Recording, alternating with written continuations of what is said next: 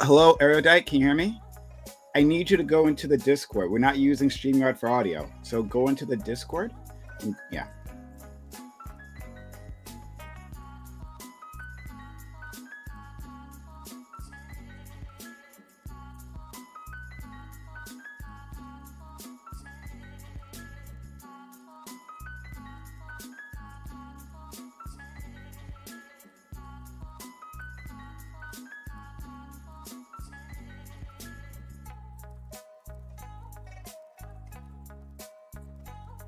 All right. Okay, great. Can you hear us? Fantastic. So we can get started. 2 women? Amazing. What is this? Third of this panel. Yeah, right. It's my progressive side coming out today. All right. Why don't we yeah, that works. Okay. Thank you all for being here. Much appreciated. This is the Reverie Roundtable, which we do Mondays, 8 p.m. Eastern. We have like a smaller set today, and we might be going for a short amount of time, but still, we're going to give you a lot of content. All right. So if you are watching this on YouTube, please like, comment, and subscribe, and consider coming around during when we do this live. Right, we'd love to have you. Also hit that join button and become a member and support the channel that way if you could. Thanks so much. Oh, and thank you XArgs for also subbing to the channel. Thank you, really kind. All right, so we'll go down the line. We'll give introductions to everyone, and then we'll go from there. We'll start with the one who walked away. Okay. All right. All right. Screw. We'll go. Oh, he's coming back. He's coming back. Start with him. 6'5" type. He's so tall. There you go. He's back. Scott, hi. We'll start with your introduction first. Yeah, what's up? So I am Fabian Liberty. You probably see me occasionally on debate panels, but Fabian Liberty is a duo anarcho-capitalist stream. I am Scott. My co-host Mark doesn't really do the debate stuff. So, you know, people love to hate me here on Twitch, and that's usually why I'm brought on. Thank you so much for having me again. You know, I love doing the Reverie stuff on Mondays. It's a nice way to start the week. Like, just really just get in with the blood first day so that I can have something to relax on afterwards. You know, I just love to love you, right? You're so full of shit. You're lying so Okay. Thank you for being here nonetheless. And thank you, Lucid Limbo, for also using your Prime Gaming and starting us up a hype train. Level 1 hype train, 50% down, 50% left. So we can go to a level 2 hype train, support the channel, sub to the channel, get bits or gift subs. Help us out. Let's see if we can knock out this hype train. Thank you so much for the kind of support we've seen so far. All right, moving forward. We have Katie. Katie, who... Have we had you on the Reverie before? I don't think we have. Whatever. You do lots. You're involved with the channel. And I'm super happy to have you. All right. She is an amazing person, amazing friend. right? A smart individual. Glad to have you around. So, Katie, how are you? I'm good. I'm Katie. I exist, and that's my introduction. There you go. Yeah. Starting off right. Okay, great. Thank you. Um, Saving you time. I'm a good friend. Next we have a person brand new. We had them on Saturday. They popped into our open panel. I'm like, oh, you're great. You're amazing. Let's bring you in, right? Not so erudite is here with us again. Thank you for stopping by, being a Yeah, part of this, and agreeing to come on. How are you? I'm good. How are you? All right. Yep. Not much to say. You kind of introduced me, brand new to kind of the internet scene as far as streaming and whatnot. I think my first stream was Saturday, so yeah, I'm just glad to be here and kind of excited to see where this conversation goes. Okay. All right. Next, we have Mr. Stephen Bunnell. Right. Destiny is here with us again. He's gonna mumble something at us, and we're gonna appreciate him for it. Go ahead. Hi, I'm a far left political philosophy kind of guy, and I argue for far center left stuff. And wow, I can't wait for this All right, conversation. thank you so much. All right, next, we have also another brand new person.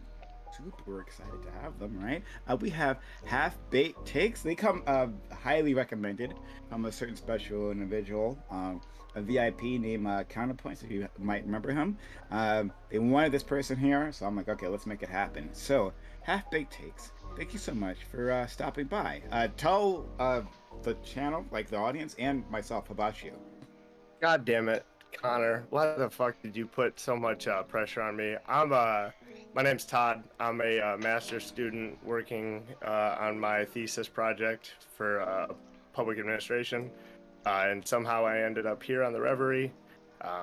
You can find me on Twitter at HBTakes. I'm just excited to talk to everybody here, get some more content, and get some more info for this paper. So this will be fun. Thank you, thank you, thank you. And thank you to you, Katie, for gifting. What was it? 1,500 I bits don't know. altogether. I was like, how much is gonna take to make the hype train happen? Fine, Okay. whatever. Well, thank you. I do appreciate it. Hey, again, we have a hype train going on, level 2 hype train now because of our friend Katie. All right, support the channel, sub, gift bits or gift subs. Thank you, much appreciated. So before we get started with the actual topic, Destiny, I actually have a question for you. Shout out to your old life. For the longest time, we've been stuck at StarCraft 2, right? Blizzard has just kind of fucking just forgot about that RTS lifestyle. And I've always said that the reason that's happened is because it's not as easy to like shamelessly monetize as other categories, right? Like add loot boxes into a game like StarCraft, right? And I thought that we wouldn't get a sequel until there was a change in management. That's literally the only possibility. Bob Kotick at the top of Activision Blizzard, that wouldn't happen. Do you think that with Microsoft buying Activision Blizzard, we possibly might be the closest we are to getting StarCraft 3?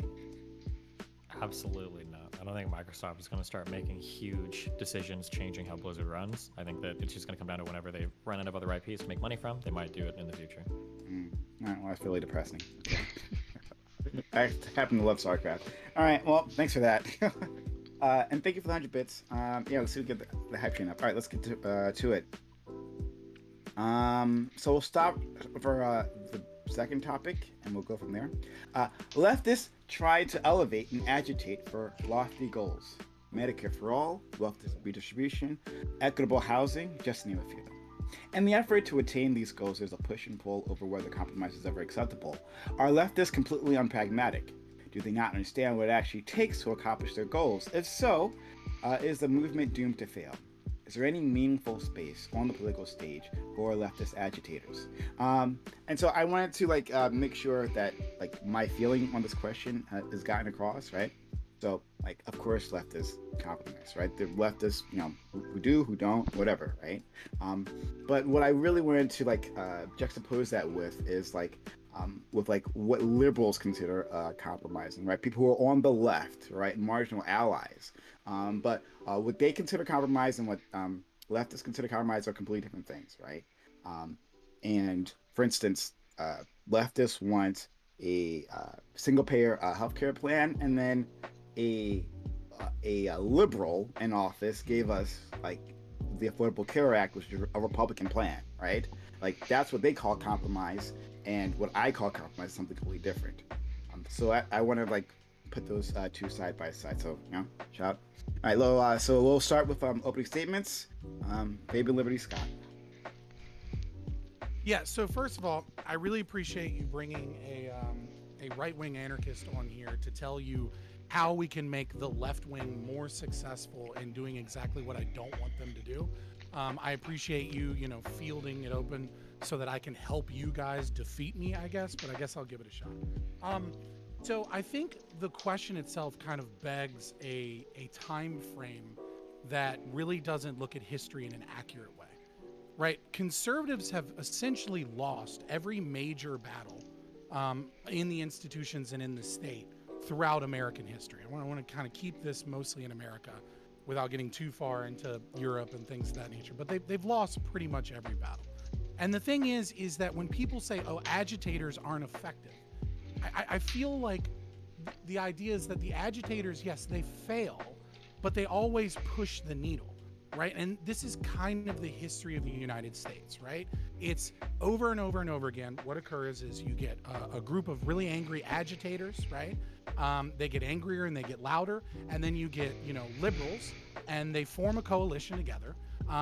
Once they form that coalition together for a period of time in American history, they work together, they get some compromises, they achieve some small victory, then the liberals drop out. The radicals are left looking like crazy fucking idiots or looking wild to everyone else. Conservatives take over for a while. They stabilize the new changes in the system until eventually conservatives get too much power and they end up trying to culturally enforce things, be it, their religious views, their cultural views, etc. And while this is happening, the radicals are usually training a new group, a new generation of young radicals to kind of start the cycle over and over again. So when we say, is it doomed to failure? Does it not work? It's like, I think it does work. You just have to zoom out and kind of look at history, right? In the Civil War, you had people like John Brown, you had Frederick Douglass, William Lloyd Garrison, right? They made a coalition with the Republican Party, created the Republican Party. You saw this in the labor movement with communists and the Wobblies and the anarchists. You saw this with the New Deal. You saw this under the Truman era and progressives. You saw this in the growth and expansion of the state under the war with Truman as well. You saw this with the civil rights, right? You had liberals like MLK forming a coalition with people like Malcolm X and Stokely Carmichael, right? It was the radicals and the liberals working together, compromising, that achieved small victories until the liberals eventually give up, per se, because they feel like they've achieved something in their generation, and the cycle repeats. So I guess what I would ask is, if you're gonna, as we go forward, can you kind of define what the fuck you mean by failure? Because if you're looking at history through the lens of a conservative, you're looking at a history of people that have lost every single fight ever throughout the entirety of American history. It doesn't really make any sense unless you're a lefty saying you want some radical Marxist or socialist change and then you don't get it. It just doesn't really make any sense to, I guess, the rest of the country. Thank you, Katie. I'm tempted to answer the question that he asked, but yeah, I think that like not being an American and just looking at American politics from outside of it, it's very weird because America seems to be so far behind Europe and other countries who are not European on a lot of really simple issues like healthcare.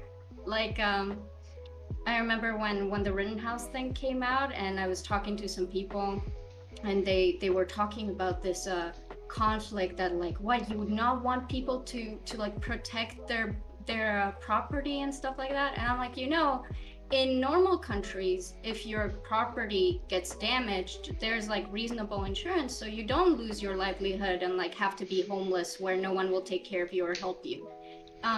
So I don't know. I mean, yes, Fabian, I guess in the test of history across hundreds of years, there has been progression towards like better things, but there's a lot of stuff that America is very much behind on, and that's not even leftist stuff. That's just like social democrats, which is not even leftism. So I don't know. You seem to be pretty far back as far as I'm concerned. And yeah, it's my opening statement. Not sure, and Um, I don't have anything super complex. I think it's pretty obvious that the Overton window has shifted left over time. To argue that, like, I understand you're kind of outlining this, like, liberal shift left with the radical reactionary snap right, and then kind of the same thing goes. But the reality is if we look back even 300 years, culturally, we obviously value much more left-leaning things even now than we did 300 years ago. So I think to some extent, yes, some of this advocacy works. Although I think that the modern form of, like, advocacy and agitators that we see are kind of a different breed because social media has changed the landscape, I would say, entirely. Even though these same psychological factors are at place, it is sped up. Steven. The initial question was whether or not they should be agitating. Is that right? Yeah. Well, no. So the question is, like, for these agitators, right? Well, do they have space, right? Is there a Yeah. Okay. I was just making sure I remembered because. Okay. Getting long responses. Yeah. Yeah. I think the important thing to remember when it comes to like being an agitator is that everybody has a role. I think AOC has done a really good job at learning how to kind of do this.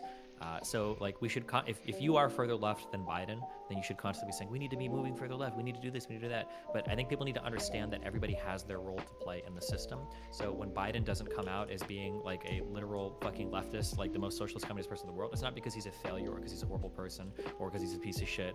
It's because his job as a legislator, well, as a president really, is that he has to balance out what his party wants, what's politically viable, what's acceptable, etc. And he's not going to be able to move as far left as maybe like a BLM activist or like your small mutual aid council might be able to. Just like, yeah, you can push as much as you want for certain changes. You'll have varying levels of effectiveness depending on where you're pushing for your change, but recognize that everybody kind of has a different role to play in enacting that change, and not everybody can be the exact same thing that you want them to be. half-baked takes? Yeah, so I wouldn't say that agitators necessarily in the long term don't lead to progress, but when we look at something like Build Back Better, the radicals and the extremists, the ones that weren't willing to compromise, were the ones that are now ended up halting this legislation. So I don't know if it necessarily helps you in the short term. I don't know if it helps you get anything done right now, but yeah, I guess agitators do long term lead us towards progress, but I don't know if that's just because society is tending to naturally lead to a progressive state. Okay, open to the panel. Did you half-baked takes? Who messed up Build Back Better? Was that progressives, like leftists? Would you say it's messing up? I would just say it's help make sure that it didn't I would happen just again, say well, I would say like Joe Manchin and Kristen Sinema, I don't know if they messed up, but they understand what are the rules and they abided by those rules. And if you if you were to just cut a section out for this filibuster to say, okay, the filibuster doesn't apply here, I mean, it leads to a slippery slope, and the radicals would have happily allowed that to happen. Oh man, we're gonna have fun with you. Thanks so much. All right, anyone else before I go back after him? Anyone? Yeah, I think honestly, I think Destiny and I agree on this because we're right. I think really the more interesting conversation here is not about whether or not agitators have their role, because I think it is kind of obvious. I think the real question is how far can you shift philosophically to the left as a nation, and how far can the thinking of the people and how many of these institutions can become left-leaning or more and more leftist before the system itself stops working the way it has in the past few hundred years. Because I think before, in our history, what we had was a sensible liberal left, right? And then you had a radical left, and they compromised together so that we could have more modernist values. right? So that we could get rid of some of the baggage that conservatives wanted to keep with them from their religious beliefs and things of that nature. And instead, what we have now is we have a Democratic Party of neoliberals that are rich and corrupt and don't actually have liberal values in any way, shape, or form. And then you have radicals, and I think the philosophy and the institutions are becoming rotted. And so what I really wonder is, can we continue this process as we have in the past without the entire thing kind of crumbling and breaking apart at a certain point? Scott, do you think those neoliberals represent the people who voted for them? Do you think they're accurately represented? Unfortunately, do they represent their interests? No. But do they represent their philosophical thinking? Yes, I do, I think. Can I Okay, ask then a the different left question? Yeah, go ahead. Unless you when you said that how far can we go left until the system as we know it like changes? Unless you mean like the collapse of the system and like the United States going to chaos. What is exactly the issue of the system fundamentally changes if it's better?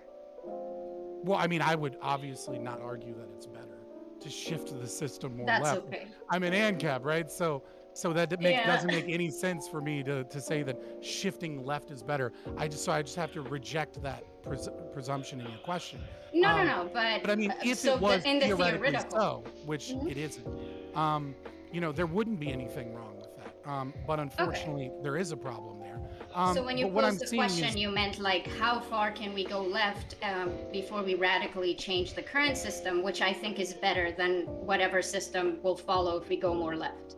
so what I'm talking about is the core axioms of the American Capitalism? political system. Yeah, capitalism, super base, super good for us, right? No. Yeah, well, you're someone that said a democratic socialist isn't even leftist, and they're not even left. So No. obviously we know that your view is going to be a little skewed here. But so what I'm saying is, No, you're the objective one, you see. yeah. Well, Wait, just to be well, I clear, mean, real quick, a social democrat is not a leftist, technically, right? A social democrat should still be a democratic socialist. define leftist. So, in a worldly sense, I don't know. She sounds like I don't know where you're from, Katie, but I think when people outside of America use the term leftist, that wasn't supposed to be an insult. I'm sorry, Prime is laughing. In the United States, when we say leftist, we mean like liberals. We have different words for them. Jesus Christ, I'm getting confused. Worldly, when we say leftist, usually we mean socialist or communist. That's what leftist tends to mean. So a liberal in the So your United definition States, of leftist is only a socialist or a communist? generally speaking, I think when Katie says leftist, that's what she means. That might be like a left-wing bias here, but I would say that most of the country, the United States, No, because of right-wing European or even Scandinavian countries, they're not socialists. They're capitalist. They just have a lot better things than what you have with a capitalist system. So it wouldn't even work by what you're saying. You can still have a lot of these reforms which are good for the people and still retain a capitalist system. And that's not even being a Having leftist. a market-based economy, I reject the idea that having a market-based economy somehow makes you a capitalist. Could we Wait, could but we that's maybe literally just what- Well, doesn't Wait, it by what are we definition? saying? Yeah, wait, hold on. Let's just get instead of arguing past, what do you think capitalism is then? Can you explain that?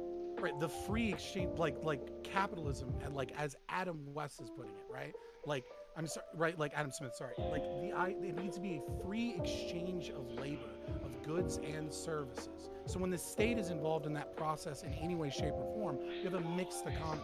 You no longer have a pure capitalist economy unless the state is only functioning to protect the nation and to protect private property rights and is a voluntaristic system of taxation. Okay. The By that moment you have any definition, other- even the United States wouldn't be yeah, capitalist. but by your definition, China's capitalist, America's capitalist. China and is capitalist. Scandinavia's Just are because they have capitalist. communism in the name doesn't mean that they're not capitalist. Listen. So if all of them are capitalism, right, then Yeah. the word capitalism really doesn't have any strength and it doesn't hold any water, and it's essentially No, it doesn't if you meaningless understand definition. other systems that don't work like capitalism, right? Okay, yeah, It's- wait. So it- let's it instead just of basically arguing, means having a market economy. it's more fun to fight over the concepts than I think to fight over the definitions, right? So I think broadly speaking, capitalism usually implies two things. My understanding is one, you can have a private owner, so I could buy a business or I could buy stock or equity in a business, and two, there's usually you described it as a free exchange of goods and services. You have some form of market economy. So in the United States, we have a market economy. People can buy and sell things at prices that aren't dictated by the government. And two, private citizens can own different things. Now, some people would argue that places like China would be run under a state capitalist economy because the workers themselves don't own the businesses. There is a free exchange of goods and services, but the government might be the ownership. There might be a lot of SOEs, state-owned enterprises, but it's still not necessarily like a socialist or communist thing. Now, I think we can argue over whether these are good or bad, but I think we just sit here and argue over labels all day. We're just having semantic debates. But I think largely speaking, So like we'll Scandinavian countries and the United States are all clearly we'll capitalist establish countries. this. Right. We'll establish this, which is, again, you said you don't want to get into definitions, but then you're kind of like making the definition after. Well, we can get into definitions. I just think we should But argue anyways, like what is right, it isn't like capitalist. you doesn't don't really have mean anything. you don't have individual sovereignty and private property rights in many of these countries, and so I would argue that it is not capitalism. You would, and that's okay. We're just going to agree to disagree on that. That being said, your definition of leftist is only socialist and only communist, and I'm simply saying when I use the term leftist, right, I'm using it from an American context, and I'm using it from someone that is on the right side of the Overton window. And when people on the right side of the Overton window in America say leftist, there's two things here. They usually mean anybody that is an SJW, anybody that is socialist, anybody that is communist, left-wing anarchists. They also mean social progressives. They also mean people that want a large state. It is a much larger conglomerate of individuals. And I right? think that's totally fine. The only reason we bring it up is because Yeah. if somebody says like, oh, well, the Democratic Party in the United States, they're not even leftist. You all actually agree with that. But if you disagree, it's because we're fighting the definition. Like all of us here agree that the Democratic Party is not a socialist or communist party in the United States, right? We all agree with that. The So- problem that I was trying to point out, right, is that while we used to have liberals and radicals that worked together to form a coalition for left-wing movements throughout our history. What we have is we no longer have philosophical liberals. They are a dying breed that exists really only on the right wing. Because How lucky that Wait, they're you're in saying the you're saying government then. They're all Are in you saying, like- governance. How lucky. Half baked cakes. Give it a try. Yeah. So are you talking about like the 90s era Democrats are now the Republican Party, like a majority of the Republican where Party do you are the see, 90s era Democrats? you don't see Like the Bill union, Clinton Democrats? You don't see union Democrats and blue dog Democrats, which is kind of a key, right? Like these people are a dying breed. What you see is corporatist Democrats that don't give a fuck about liberal values, and then you see progressives, and then you see some radicals. Now, when I say that they are philosophically no longer liberals, right? I'm talking about liberalism, modernity, enlightenment values. I'm talking about believing in individual liberty, right? When people start talking about equity, they're no longer a liberal. They are Yeah, not but those are- philosophically liberal. When you start seeing people pushing for things like critical theory, that's not a liberal. That is someone that has Marxist leanings in their philosophy, right? What you are seeing is the dying of what many people are now recapturing in Europe as classical liberalism, right? You're seeing a lot of people in Is that Europe, for bad? example. Scott, are Can you I- saying that only Obviously, from my socialists? point of Are you view. saying only socialists and leftists can be the agitators? Then, can you say like, are the blue dog Democrats not able to be agitators within the system?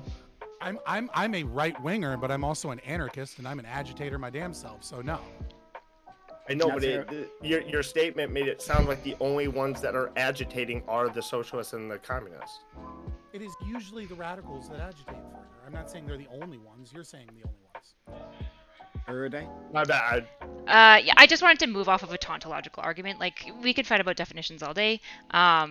I just agree with Stephen. Like, there's more interesting things. I'm just wondering if, like, maybe for the sake of this conversation, if we could just prescriptively agree to certain definitions so we can continue on with the ideas of, like, is there space in the political stage for an agitator at all, right? Like, that's a more interesting idea rather than just, like, getting really bent. Like, maybe we need to continue tautological, but...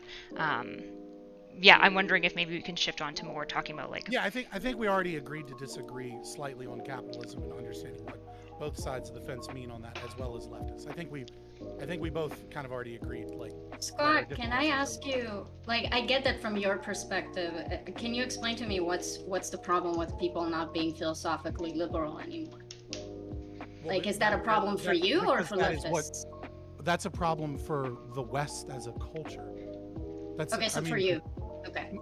No, not for me. I mean that for all of Europe and America and Canada and Australia and New Oh Zealand. no, I meant The from your perspective, institution. because when you explained it, I thought, yeah, I actually think that's good. That would progress towards leftist idea faster that way. So it makes sense that you would say what you are saying. I got it. Thank you. Right. Yeah. Like I want Enlightenment values and the things that, propagated booms in technology and freedoms and liberties, and not anti-freedom, anti-liberty, and anti-science and anti-technology and anti-innovation ideas like left-wing philosophy. Okay, wait. Can we? Okay, I'm gonna bite on this for a little bit. Okay, can we argue that instead of saying we become illiberal, that maybe our understanding of liberalism has maybe become a bit more nuanced? That the rights afforded to you by government on paper, or the rights protected on paper, don't actually really mean that much if we don't have other systems in place to guarantee these things. Keep in mind that the liberal values that you're espousing started in an era when women weren't able to vote or hold property, or when black people were slaves. So I think it's okay that our understanding of liberalism might evolve over time.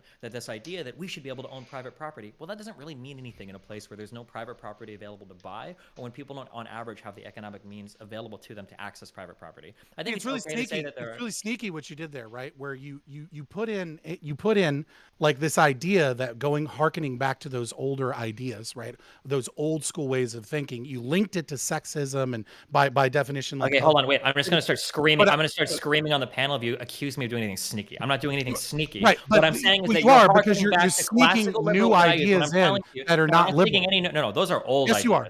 Those No. are very old ideas. Positive and negative rights are not modernity, and they are not liberal.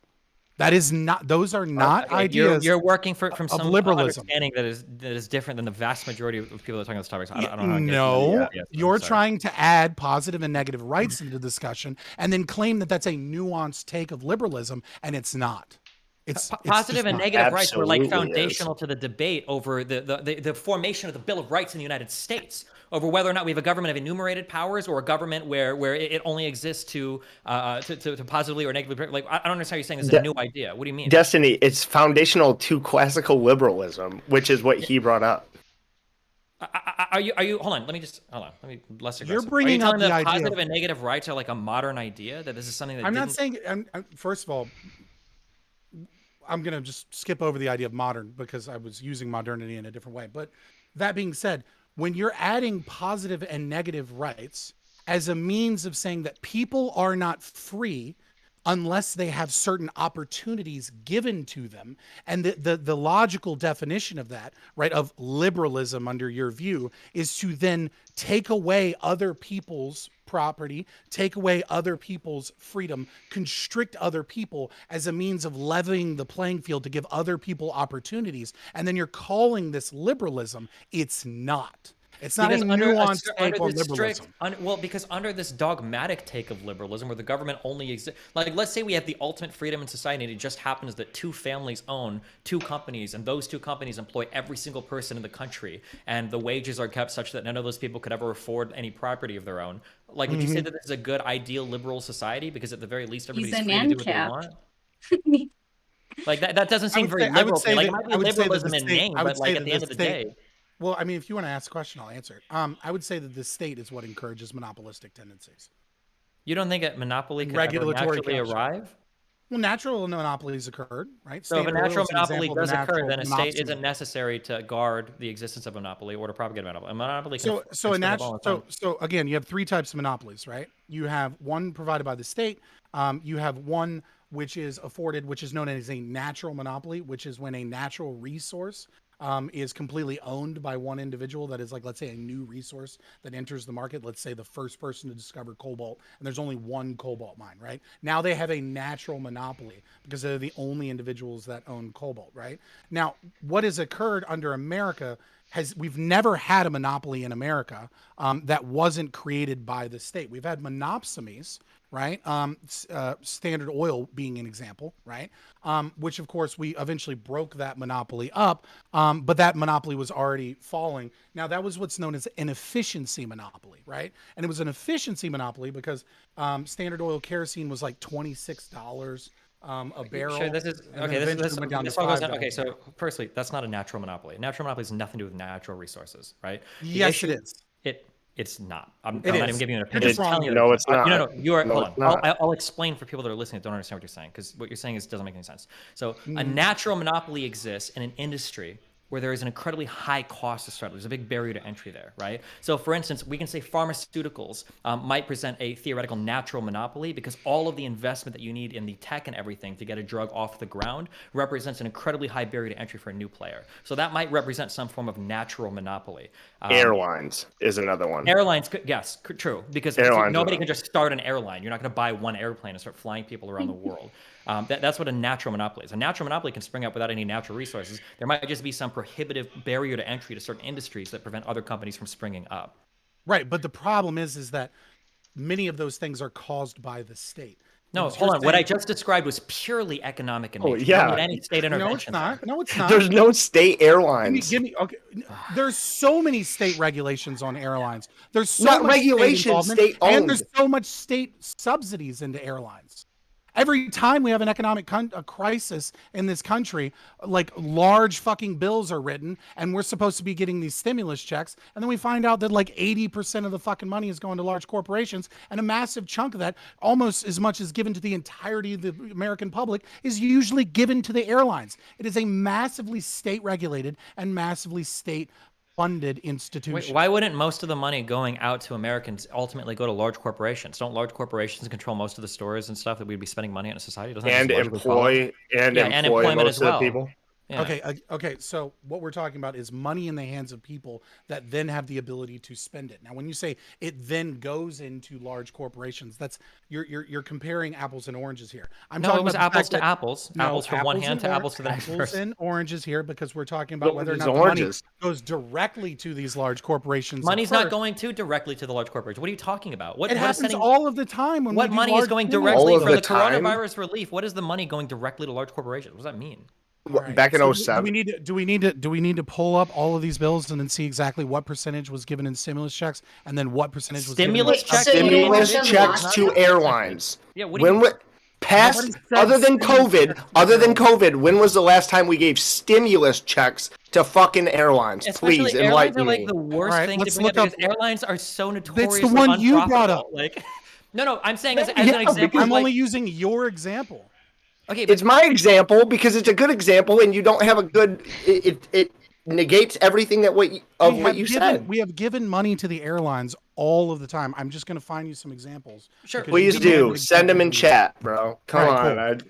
Does this Rega- also reconnect to advocacy and agitators at some point, or are we just have we just abandoned that ship entirely? Because like we can abandon it, but I'm not seeing how the do we feel about connection. advocating for things? Yeah, let's get back Yeah, to let's that. go back to agitators. Okay. Why don't I start?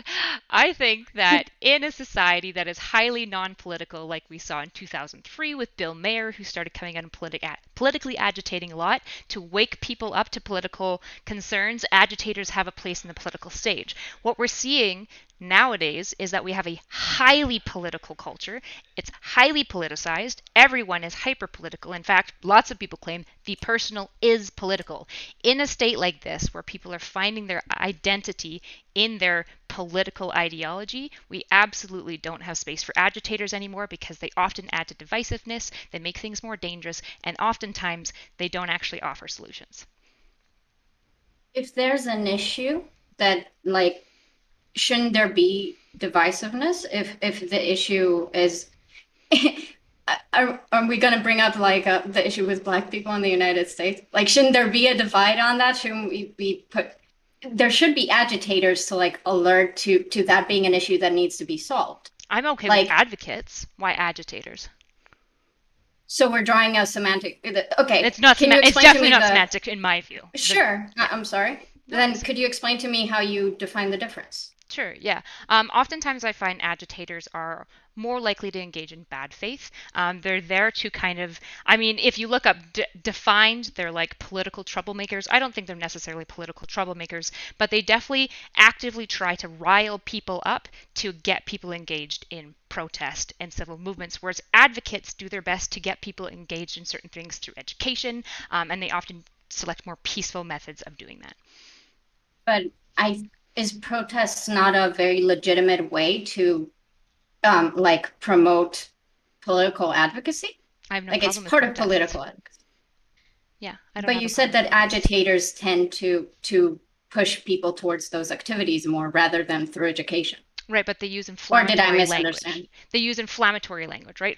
Both advocates and agitators and people in towards advocacy. I have no problem with protesting and stuff like that. My concern is when protests move towards riots or when divisiveness in a country becomes more about fighting ideologies than actually shifting ideas. We have divisiveness, but to say that we want divisiveness isn't true. The point of an advocate is to get more people on their sides. If you are advocating for Black Lives Matter, you don't want divisiveness. You want more people to agree that there is absolutely injustices being done against Black people in America and that we need to address those issues, right? My concern is effective advocacy is pulling people into your group to agree with your idea, whereas I'm concerned that agitators in a highly politicized environment causes splitting and doesn't cause any movement on either side towards either ideology, which So you're not saying that, for example, the slogan of Black Lives Matter is an agitator. no. Okay, But then that agitated maybe people. What? That agitated people. Black Lives When- Matter. I remember when When that you're so happened. I left wing, remember. nothing is agitation and everything is right wing. Okay, But- hold on. To be clear, if just the slogan "Black Lives Matter" is agitating you, you have a high degree of snowflake syndrome. You should probably No, get that that's checked bullshit. out. Because we all know that there's 4 different types of things that are being said when someone says Black no. Lives Matter, Oh right? boy. So when you say Black Lives Matter, you go, is it the statement Black Lives Matter? Well, that shouldn't agitate anybody, right? Or is it the organization BLM, right? Which has, obviously Marxist influences and, has been involved in many controversial scandals between like, directly gaining money based off of, cultural movements to Democratic candidates or, their leaders, claiming all of these high virtues and then buying multi-million-dollar homes? Or is it like Black Lives Matter, like the corporatist woke kind of like rainbow capitalism, right? So when you say Black Lives Matter shouldn't trigger anybody, again, this is a hearken and a call to the idea of the slogan itself as opposed to all of the things that are represented under the umbrella of that slogan. And it's the same thing when people go like Antifa. How can you be offended by the word Antifa? Aren't you anti-fascist? Are I you a think fascist? I Like think it's this is a stupid. fair, yeah, this is a fair point. So I think what Yurdit is saying is that the problem is because agitators and advocates have all come together, and now even the advocates themselves have to kind of answer for the crimes of the agitators, and the advocates themselves can't effectively advocate because they're lumped in with the agitators. So like a Black Lives Matter advocate might be somebody who's saying like, hey, we need to hold cops more accountable for things that are happening in certain neighborhoods, or hey, there might be ways that we can retrain or address our law system to where we're not having these disproportionate, right? That might be like an advocate. But an agitator might be somebody who's like, we need to defund the police. All cops are bastards. We need to get these fucking pigs off the street. We need to kill cops, Yeah, right? it's That because might be like an advocates have quick. been doing that for a few decades and it hasn't been working. And ever since they started saying defund the police, people actually give a fuck because they're agitated. So people listen and there's a discussion. Black people have been talking about like police reform for a very, very, very long time. It's just that nobody gave a fuck until they Not- start Well, agitating. I don't Without want to getting- lead us down. Go Well, ahead, here, real Destiny. quick, I just want just to finish. It's just without getting into the minutia of that, which we can, because minutia is so much fun. I'm just saying that I think that I think if I'm also paraphrasing somebody, you can tell me to shut the fuck up. I think what your data is saying is that like having an advocate is good, and that like a phrase like BLM that's only supported by advocates hopefully wouldn't carry with it the same stigma as all of the agitators that take that phrase and use it as well. That's the issue, is that the agitators end up damaging the work that the advocates are trying to do by making everybody seem like an agitator. Right. I'm not- Specifically, I don't wanna just to fully clarify my position, just to make it super clear, I'm not saying all forms of agitation are necessarily bad. What I'm saying is if you're in a state of highly politicized people that are already pretty divided, if you agitate an angry bear, that's different than agitating a completely asleep country. And I am concerned that some of the main people who agitate are oftentimes bad faith actors that are less actually interested in results and are more interested in gaining clout and financial gain from a moral movement, which is very legitimately important. That's my concern. I think Or just Jake's give it a try. Yeah, or just going and fucking shit up, which is, and I don't want to lead us down a road where it's like we go into January 6th, but January 6th is a good example. You could talk about how, on the broad spectrum, and like what most people were there to talk about was like election integrity. But then the agitators ended up taking it too far and then going and storming the fucking Capitol. You can see how something being innocuous can be taken by the agitators to go and use that as basically They're called to FBI justify agents, fucking shit not up. agitators. Basically, justifying fucking shit up. They're called FBI agents, not agitators. We don't want to do Yes. that, do we? We don't want to do that. It's not Are the you topic really about to tonight. tell me that talk to me about the Gretchen Whitmer thing? Oh no, we don't have to Yeah. do it. Maybe some other time though. I But gotta poke the bear. I'm an agitator after all. you're an agitated, of course. Renee? Erudite. I see. I got a little bit of disagreements here. So this you're drawing this distinction between like an angry bear and an asleep bear, right? Like I don't even know what that actually means within the country, right? Sure. A country with so many complex issues, and different parties who are like vying for attention, right? For their political goals, right? Like I don't see like what is the asleep bear, right? Like Sure. what and where like when has the bear ever been asleep, right? Especially for the things that activists have been pushing for, there's always been a fight. If it's something worth fighting for, if it's something that's been challenging the status quo power, right? There's always an active like counter or a counter argument, like a counter protest, right? It's like when so to illustrate what I'm trying to say, like civil rights legislation in the past, right? There was never a point where like advocating for the advancement of African American civil rights wasn't contentious, Right. right? And you needed some agitators during that, right, to help push things along, right? There's never a time where the country is asleep for these things. Not anything, not our most divisive issues, anyway, right? Sure. I guess so. When I'm talking, we can throw away the bear because, like, if it's not useful, it's not useful. What I'm really trying to Let's talk murder the about, bear. Okay. what I'm really talking about is when you have a country who's a politically asleep and unengaged versus a country that is highly politically engaged, right? And there's absolutely been times in our history where we have seen high level of political engagement. People are tweeting about it, people are talking about it, people are getting involved, people are highly identifying, and periods where it's really low engagement. Nobody really cares about politics. Voter turnout is terrible. People just aren't talking about it, right? And so what I'm concerned about is I want advocates to be able to achieve their goals, right? And I think what we're seeing right now is people who agitate tend to be antithetical to the movement that they're trying to move towards, right? A lot of times with agitators, you don't need to tear them down because they work against their own advocacy by being agitative and violent, whereas effective advocates often do their best to bring people and include them into their ideas. It's why Martin Luther King Jr. was such an effective advocate, because he made what he was saying palatable to people who otherwise might not have cared that much, right? And effective But advocacy he should was be. considered an agitator. Yeah. Yeah, I mean, but I He think might have I been think hold on, wait, before cutting her off. He might have been considered an agitator, but that was like a propaganda hit piece. He absolutely was not, and he made sure as much. And there is a difference on how you're perceived between being an agitator. Yeah, where your they're trying to make you- perspective would change depending on who wins the fight against the bear, you know? Not necessarily. There were people that existed in his time that were far more into agitating than he was, and there is a difference when you look at how polling data goes through people when like riots start versus when protests start. The idea that like protests and like Republicans can scream till they're blue in the face at like or red in the face, I guess. Oh my God, these protests are horrible. They're horrible. They're horrible. But like when people are seeing videos of protesters getting beat by cops and shit, it looks really bad, and the protesters are going to get more support. Conversely, when protests turn into riots and you're getting tons of videos of cities being burned down and shit, well, now you're going to start to lose support for your movement. We can't always just cry that nothing matters because they're going to propagandize in one way or another. Things do matter. It doesn't matter what actually happens. And people on the ground do see what happens in their cities, and they do know there's a difference between violent rioters versus peaceful protesters showing up.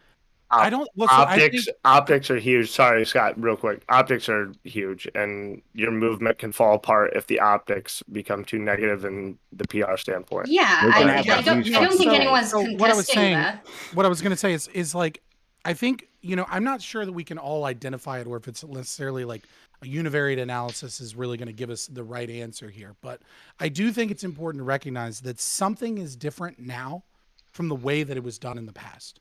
I would argue that part of it is the philosophical shift of the left.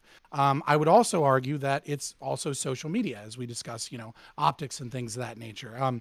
Stories being able to go viral in a certain way, and multiple narratives being able to kind of like go out at the same time, as opposed to a controlled media narrative. But like when we compare the civil rights era movement to today, it's not just, let's say, the genius of the charisma of Martin Luther King. People like Stokely Carmichael worked with him. Radicals and, the people that were much more far left, they worked with these individuals and they formed coalitions. And they worked together in a way that I don't see the modern left working together. What I see the modern left doing today is I see good faith actors. We'll say good faith because I would say that anybody, on that part, I'm going to disagree with, obviously, but good faith actors. And then you have people like grifters and things of that nature. But you have this political establishment that is very corporatist and very elitist mindset that doesn't seem to be forming this liberal faction that actually works with the more radical wing to be able to create a cohesive movement that can get some things done. I would Yeah, it almost kind of argue seems that the radicals pointless to work with liberals when the Democrats are in power and they're still placating to conservatives and are being the lesser evil. So it seems to people who are more on the left than that's kind of pointless. The Democrats aren't advocating for them. They're not serving their interests. They're just corporate, whatever the fuck, drain the swamp, whatever you want to call it. But they're not advocating for anything that their voters vote for. How are they placating to the conservatives? I'm just curious. What do you mean by that? Can you give an example? Well, it's pretty obvious what she means, right? She's talking about No, I'm just asking for an example. Okay. Just one example. Do you have one, Destiny? I wouldn't make this argument at all. I think liberals have been unbelievably effective this year in office, or Democrats, I should say more specifically, have been incredibly effective this year in office. I don't Really? see the left placating to conservatives in any regard. What? Hold on. We just had Build Back Better. We just had that disaster. That happened, right? Yeah. That happened. Okay, we had you have a a $1.9 radical trillion coronavirus relief plan that was passed under Biden. That was unbelievable. We had the what did it end up being? It was was it $1.2 trillion infrastructure plan, which is the largest infrastructure plan passed in the history of U.S. infrastructure plans. Right, those aren't liberal, right? Those are no. Hold on. These are Democratic agendas that were passed Yeah. by the Democratic Party in a historically divided Senate. In a 50 Yeah, to like I 50 said, Senate, 50-50. no, I agree with you. There's certainly victories for the Democrats. I'm just saying they're not liberal. Oh, I'm not arguing against you. I'm arguing against Prime. Prime asked me what Biden had gotten done. And I think those two accomplishments are unbelievable. I didn't ask you what Biden got done. I talked about Build Back Better. Oh, Build Back Better. Yeah, I mean, but Jesus, this is his first year in office. Okay, yeah, he hasn't gotten every massive mega piece of legislature done yet, but he's already gotten more big legislation passed, in my opinion, than Trump did. Like Jesus, Destiny, Destiny, do you think it's going to get easier for him to pass legislation going forward? Or? It's going to depend on how the economy is doing when the midterm roll around. Like if they lose these elections, the Democrats are done for. It's going to be basically a lame duck for 2 years. Oh, wait for that. Fair enough. Okay. Unfortunately. But yeah, I mean, does anybody else? Katie couldn't answer. Destiny wouldn't really make the claim. Does anybody else make that claim? I know Prime say would they're like to liberal. get on that, so I was just giving him the chance to intervene on that. Right, But yeah. I'm looking for the Democratic neoliberal establishment right here, and that's not really what I'm talking about when I'm talking about this historical movements. I'm talking about community groups and protest groups and things of that nature. They don't seem to have a centrist liberal faction anymore. So Scott, I might be just completely ignorant on American politics, right? But there were talk about the filibuster, right? There have been talks about healthcare for a lot of time now, years and years and years, right? And as far as I understood it, Democrats are in power, right? So they have a majority. So wouldn't now be the perfect time to make those things happen before they potentially lose that advantage, and then they'll be a lame duck for a few years, like Health Bike takes it? Well, the problem is Because that they have that power, correct? No, they don't really have the power. That's the problem. Is that when Not it with the comes to filibuster. passing big legislation through the Senate, if you have literally our Senate is divided in half, and at the very least you need a 50. You need all 50 votes plus the president to do it. But if you have any dissent whatsoever, you're pretty fucked. So the Democrats, like, they have power kind of, but it's just barely. Yeah, and I understand that, right? It's just interesting that they have that power barely. And then in the Democratic Party, there are people who are supposedly Democrat, but they'll drop these big topic like issues because they are corporatists and they are working for interests think it's that are because not they're- for the that's- voters. But I'm sure. But Wait, what- you made hold the on, wait, real claim quick. that they're What- placating conservatives. I'm not talking about corporatist neolibs, right? In what way are they placating conservatives? I don't think that Democrats not doing what conservatives want is like I don't understand. You think that if Well, no, Democrats you made the claim, just so I was just asking you to advocate, back up the claim. sure, I take the claim away. You win. What is the? Just Alright, curious. fair What enough. country are you from, or what government? I'm from Israel. Fuck, I don't lived know in anything about- Germany for a little bit, but You're not allowed Wait, to. Hold on. doesn't- Wait, nobody's allowed to talk. Stop. Okay. Israel's government is that's a multi-party government, isn't it? Doesn't your government form a coalition government? yes, it's a So, nightmare. It's better than the two-party I system. disagree. So, in your system of government, and I think this happened because I remember reading with Netanyahu trying to maintain power recently. But I don't know the minutiae of Israeli politics, but I'm sure there are times in your political party's history or in your country's history where you have like a political party that merges with a smaller party to form a coalition government, right? Mhm. And then that smaller party seems to have a lot of power in your government, even though it's a small Yeah, party. that's the current prime minister. His Yes, party I is was gonna say, incredibly just small. happened. exactly. But so when people look at U.S. politics, so let's say I were to look at your government and I would say, well, look, your party's in power. They form they have the majority government. They've made a majority government. Why aren't they doing everything? Your response would be, okay, sure, but they had to form a coalition with another party, and if they don't follow kind of what that party's on board with, that party's going to split off, and you're going to have to reform the government. The thing right? that has been happening for the past few election cycles and the few past times that governments were actually formed, because Israel goes through a lot of elections, because the margins are so small and like what they build a coalition. So you need 61 like seats to have a coalition. Yeah. And they keep like the last two governments have been literally 61 seats. So Yes. if there's one sick person in the coalition and there's a voting on that day, that law is not passing. Exactly. So in this, yeah. So But this it's is what you're very describing. similar. It's the exact same thing It's that the same in happens America, in yeah. American politics, where even though the Democrats have control, we have our Senate is divided 50 to 50 right And now. I understand that, but you see the difference between that is that if my government is made out of 61 seats, they have like 5, 6, 7 parties in that coalition. You have one party that is supposedly advocating for one thing. If the Democrats have the 61 seats of the United States, they are literally supposed to be a bit more That's- cohesive yeah, than that's a not few how that exactly. works. dozen I parties. understand exactly what you're saying, and I understand why you would think that, and it makes sense looking at how other systems work. But in the United States, because we only have 2 parties, in reality, we have like a bunch of smaller parties inside of our parties. there's a big They're just not nuance in official that. things. Yeah, we right? have Yeah, which is why caucuses here. the two-party So in system America- is stupid. Well, no, Because in you America- have no, but one it's party, effectively- and it's I mean, not in really America- advocating for No, the hold same on. things at all. I just want In to say America, real we quick have before Fabian says caucuses. some crazy stupid shit. Okay, sorry, Jesus. Okay, it's not just about caucuses. Okay, we have 2 You mean huge base, parties. right? We have 2 huge parties in the United States. Okay, but there are different factions inside of those parties that believe different things. So, Yes. for Yeah. instance, in the United States, we might have very far left wings in our party. So you might have heard of somebody called or something called the Squad, right? You've got AOC, Yeah. Rashid Tlaib, right? These are people that aren't lockstep with the rest of the Democrats when it comes to ideology, but they're still in the same party. So whereas you might have like a coalition majority government that has 61 seats and you've got 5 different parties inside of it. In the United States, we have one party ruling, but that party is going to have just as many groups inside of it as like a 5 or 6 party coalition government. Well, that's all I'm trying to say. Right, So there's and- not. and- they're No, not as and much I that. completely From the Republican- understand that. It just like it's way less. It makes a lot less sense because then at the end of the day, the Democratic Party gets elected and they can't actually do anything because they're Okay, actually a bunch of tiny why little does it make- parties that can't do Okay, anything. No, pause. So 2 things to add a context, right? Sure. If we had a system like yours, Thomas Massey and Rand Paul they wouldn't be in the parties they're in. They'd be libertarian. Israel's system isn't perfect at all. I wouldn't Well, recommend it. I definitely didn't say that it was perfect. I would say any state isn't perfect. Because I'm an anarchist. That being said, when you say that, well, it's better because of the virtue of the fact that it's less complicated to understand that there are caucuses and factions, that doesn't really make any sense. Like in America, we have a representative democracy that is a constitutional republic.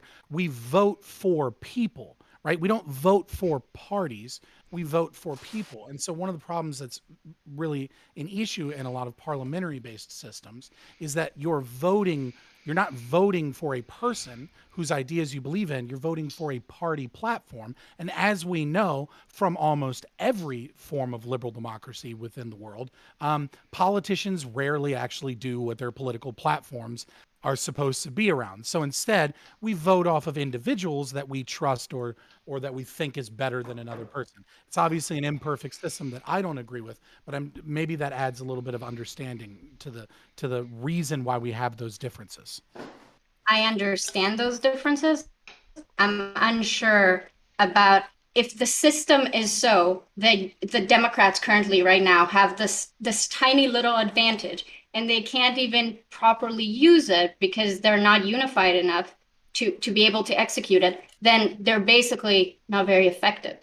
That's true, but like the thing is that like even in a coalition government though, we run into these same things happening, right? So like in But in a coalition government, I can hold that party accountable. In a two-party system, I would have to continue voting Democrat. I don't have another choice because I won't vote Republican. So what she's saying is it's about blame, right? Like who to blame when things go But we wrong. do that. People don't blame the entire Democratic Party. They blame like Manchin and Cinema. That's yeah, they blame their representative, like, and then they vote them out of office if enough people disagree.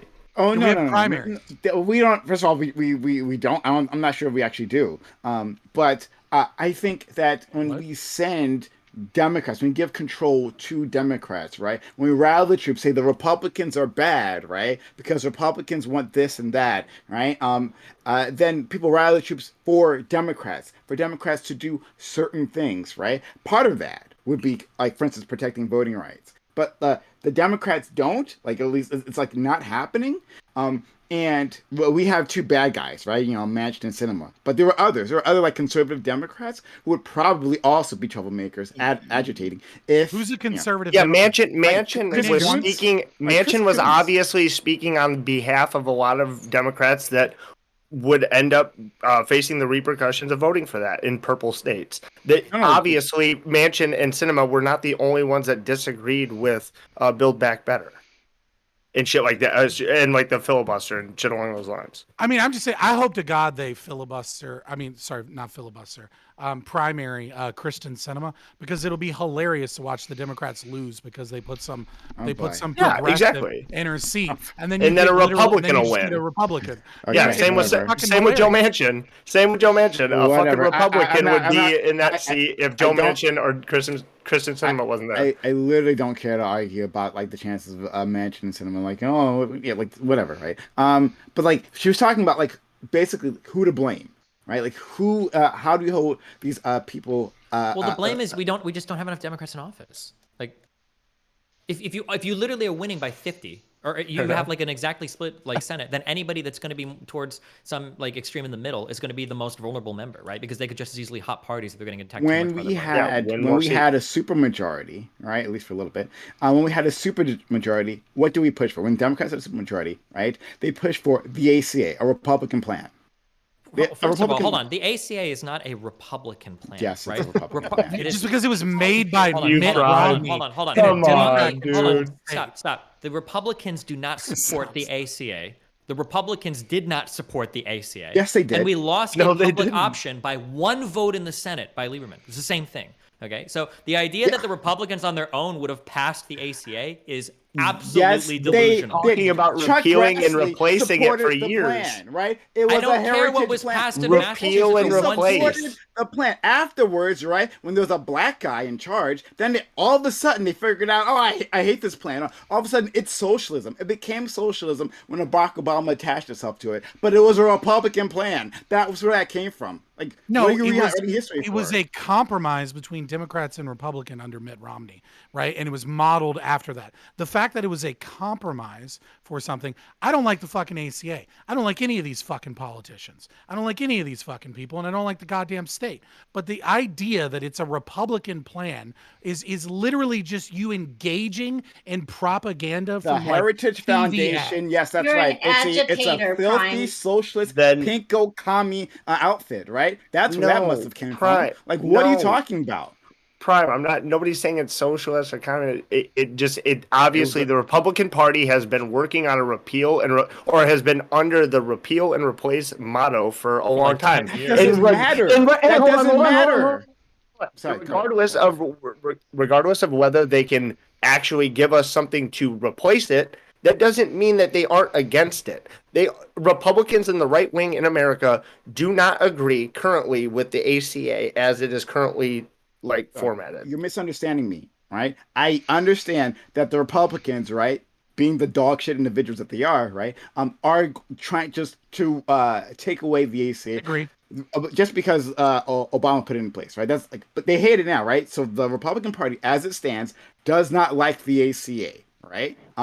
But that is separate from the origins of the plan, which is what I'm referring to, right? The origins of the plan are from a conservative outfit, a conservative think tank, and then pushed by conservatives, right? Conservatives were on board. They changed their mind, right? You literally have footage of Chuck Grassley talking about how great it was, right? That Obama was on board, and then he realized, oh shit, the party is not down with this. The base is not down with this. And then he have footage later on, and I'm like, no, of course not. I would never. Because ACA, it's not terrible, conservative. right? But that's not. The ACA is not okay, conservative. It's a shift in the direction of a larger state. What? No, There's nothing conservative about the ACA. Okay, I think the conservatives, most of the conservatives within office now are like corporatists themselves, right? There's a different flavor of corporatists. And Right. and Corporatism this, isn't and this, conservatism. And this, Fine. whatever. I don't care. But I mean, it's fine. Republican Party then. Sorry, Republican Party. Yeah. But then, fair enough. Shit. What was I gonna say about after that? I lost it. Maybe I'll get it back. Prime, are you saying that people on the right wing only opposed the ACA because a black guy proposed it and attached his name to it, or do you think maybe they just don't No, he's agree saying with that the black guy. Go ahead, Katie. Or I think I got my question out. So He's trying to say that the black guy didn't make it up. They made it up. The Republicans made it up. And then once the black guy was on board with it, that's when they changed their tunes. That's not what he said at all. I appreciate you It's literally what stepping he's in. saying, dude. I'm sorry. No, it's not. Please that's don't. what he's saying. If you didn't understand that, that's fine. No, that's not what he. No, it's not what he said. He That's said how it he was a said it. Republican plan What? until Obama attached himself to it. And so he asked him, "Are you saying that this is a Republican, that the Republicans only oppose it because a black guy attached?" Okay, it? here's a question. I to don't cut agree to with the the heart of this. question. Hold I on, think here's a it's question. silly, To cut to the heart of this. Let's say that Obama didn't make it, and let's say that it was fucking McCain. I appreciate Joe you guys Biden. running- Just fucking Joe Biden. First If it was Joe Biden. Now No, Destiny. not even- Who Oh else my wants to God. step Oh. in and protect Prime? Oh my God, I'm not- hold on, I'm not McCain, protecting- No, go he's not ahead. protecting Prime. He's not. He's Let's say not. that instead of Obama, He's about to attack me. Let's say Yeah, that he's about to get him. Let's say a Republican gets You in just office answer instead the of question. Obama. Do you think they're passing the ACA? Yes, actually I do. The ACA, what did the ACA do? It left in place the status quo. It left in place the insurance companies, right? It empowered them. It It provided left in coverage place the status through- quo. Are you silly? How silly are you right now? Okay, hold on, It let left me in place the hold on. status quo. You know the easiest way to leave in place the status quo? No bill. Oh You my don't God. need a ACA new did a bill to couple of- leave in Like- place. the But hold on. status quo. Yeah, The ACA did a couple of I pretty get that. huge I get things that. with But insurance too, right? It increases so the age you get down insurance is until you're 26. No, I get that. Destiny, I get that. Fine. Got rid of pre-existing conditions? That's in there as well. But the core, right? The core of the bill, right, leaves the money, the capital, where it is, right? It doesn't challenge them, right? It provides new markets for them. It gives people more access to those markets. but it doesn't actually fundamentally challenge the system. Am I incorrect? That's correct, but even as it's Okay. listed, I don't think Republicans would have ever passed that on their own. So do you think I that disagree. Democrats? So I hold on. disagree. So do you think that the Democrat idea, what it means to be a Democrat, right, is to be anti-capitalist? Does it mean to be? Um. Or would you say that the majority of Democrats still support capitalism? No. I guess no. I see where you're going with this. Like, what would a democratic plan, not like a progressive plan, but like a liberal plan, would that look like in opposition to that? And I don't know. I haven't really It thought would look about like that. the ACA. No, well, maybe it looked like the public option. I don't know. Like where you could still Public option leave would the, be you public could still, option would be different. Yes, it would be a Yeah. little bit more left, right? But the It would be a lot. ACA It would is be a significantly more change. left. Is a change to the current system, right? That It would actually challenge the Democrats. status. It would leave capitalism in place. Capitalism could do its capitalism, right? But still, Well, it would no, be a it public. wouldn't, because that's not how a public option would work. Public option is anti-capitalist. Well, it depends on how the public option is set up, to be fair. Right? Yeah. Right. I mean, it depends on how the state controls it. If the state can constantly fund itself with taxes on its public option, then it can simply undercut the prices of insurance for everyone else, essentially forcing everyone into the public option via a system of taxation on a burden on the economy. Right. So again, they don't have a profit incentive, so they don't have to actually have a balanced book. They can just tax people to fund their healthcare system if it's failing or not working in some regard, or if they simply want it to be cheaper. Cheaper in the sense that the price the individual pays for the public option costs less, but it's funded on the back end. So yes, the public option is anti-capitalist. What you got was a capitalist one that was with some additional socialized elements in it, right? To have a more regulated healthcare economy and to force people to provide to do certain things, such as When you had one of the when you- biggest ones was the when fight you to get people with had- pre-existing conditions. when you had and okay, so we're not going to argue on Macy the entire time, right? Like that wasn't the point. The point was, and I see Aerodite, I see you, right? Like I see that you want to get back to the topic again, but like this tangent was like showing me that push and pull, right? So it's not completely out of left field. Okay, It's a when very you broad had topic. We're gonna go on tangents. yeah, fair enough. Yeah. When you had a base, right, agitating for a change, right? They were pushing for a public option at the very least, right? That's what they were going for. That's what Obama made noises about, right? He wanted to make people think he was farther left than he was, right? Like he was. No, that's what Obama wanted. What do you mean? If there was Yeah, a public no, option no, no. available, Obama would have supported it. Sorry. Can we say that last part again? I apologize. If a public option would have been politically viable, he would have supported it. He did. It Well- died in the Senate. They didn't have the votes for it. Yeah, it He just didn't. put in place. What's his? I forget his fucking name every time. It was his original chief of staff, then became the mayor of New York. You know what I'm talking about. He didn't. I mean, either way. What did he do? No. That's important. No. This is important. No, this is important. Someone in chat will tell me who the guy I'm thinking of. I forget his name every time. Right. Poor Katie. Rahm Emanuel? Rahm Emanuel. Thank you, Rahm Emanuel. Yeah. Rahm Emanuel. It was. It's 'cause he she's put- in New York. Chicago, right? Yeah, he was in the mayor of Chicago at some point. Rahm Emanuel. Rahm Emanuel was in charge. He was the front man for that, right? Rahm Emanuel, who has taken incredible amounts of money from the medical industry, right, from the insurance companies, right? Yes, Well, they all he's definitely going to make this happen. He is definitely the front man that's going to make sure the shepherd, the public option, that will be the single biggest challenge to the power of and the money of those insurance companies. It was doomed to fail. Obama Wait. never wanted it. Okay, wait, he real said quick, it. just to- I know he just said to it, talk about but this- doesn't mean he this actually conspiracy, wanted it. Those just are so two people different things, understand, right? Okay, when you guys look at like a football team, okay, the coaches, the athletic training staff, a lot of these people are former players or they worked at other schools, okay? Or when you look at like when you look at an esports team, a lot of coaches used to be players. A lot of team owners sometimes were players, right?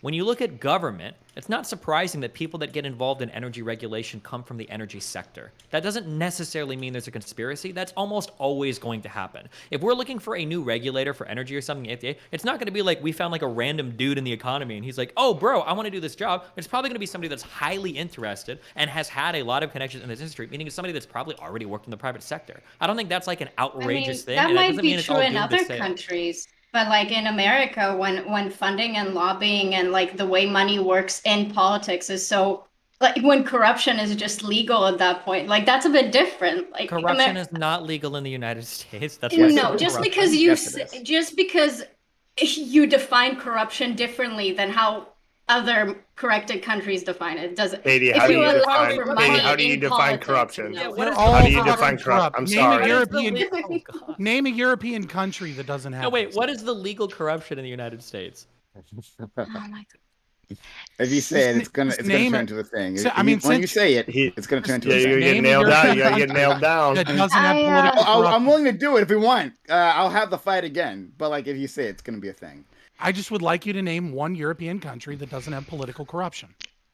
no, corruption exists in all countries, but the rules in terms of how money is allowed to transfer into parties and into funding representatives is not the same in America as it is in other European countries. Do you have a disagree better- with that? Do you have You a better can- example? A country that does it better?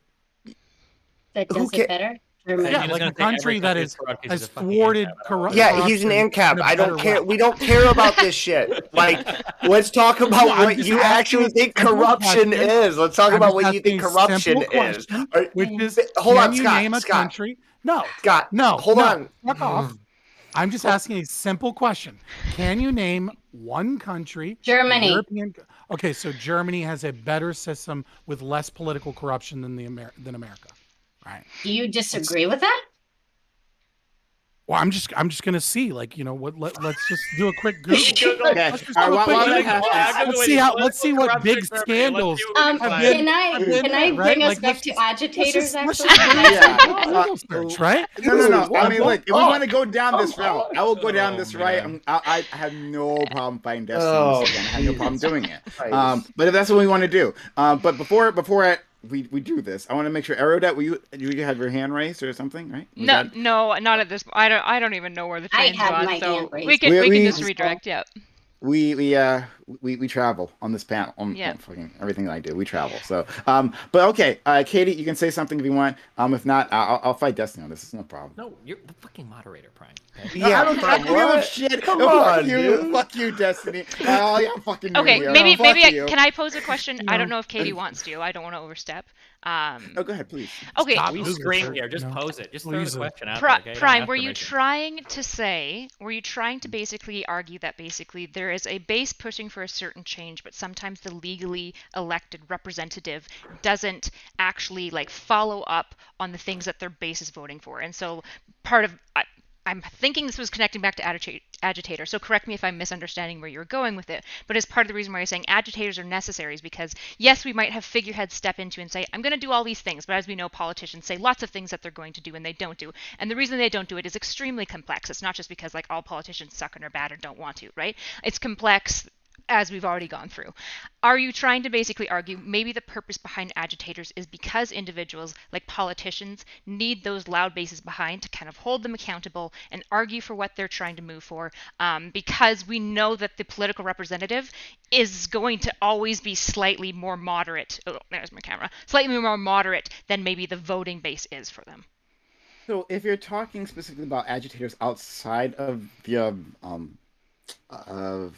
office, right? Are you talking about those agitators? Then yes, absolutely, because being in office has a moderating effect for everyone, right? It's just the way it is. There's a certain level of moderating effect, and we need people to we need them to be held accountable, right? When you are in Washington, right? Like you could like. And let us complain about AOC, right? When you are in Washington, at some point, right?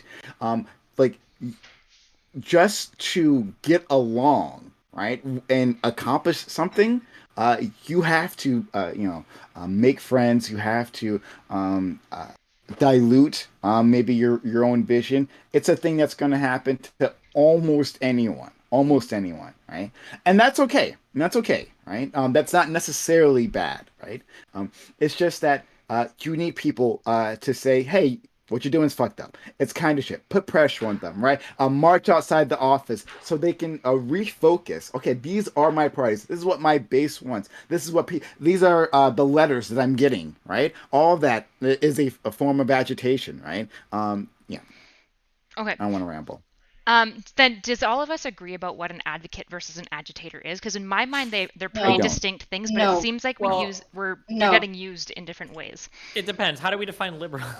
Don't do that. Come on, man. Wait, what's a I philosophical liberal again? I feel like I want to. Oh my god. I'm just kidding. I'm more interested in between negative liberals and positive liberals. Yeah, let's Can get I, really let's get in the trenches of it all. You know what I mean? I actually had something that I wanted to say like really early on when you made the distinction between like advocates and agitators, right? Sure. So I know we said we'll throw the bear out, but I would like to use it if it's Here it okay comes. with you.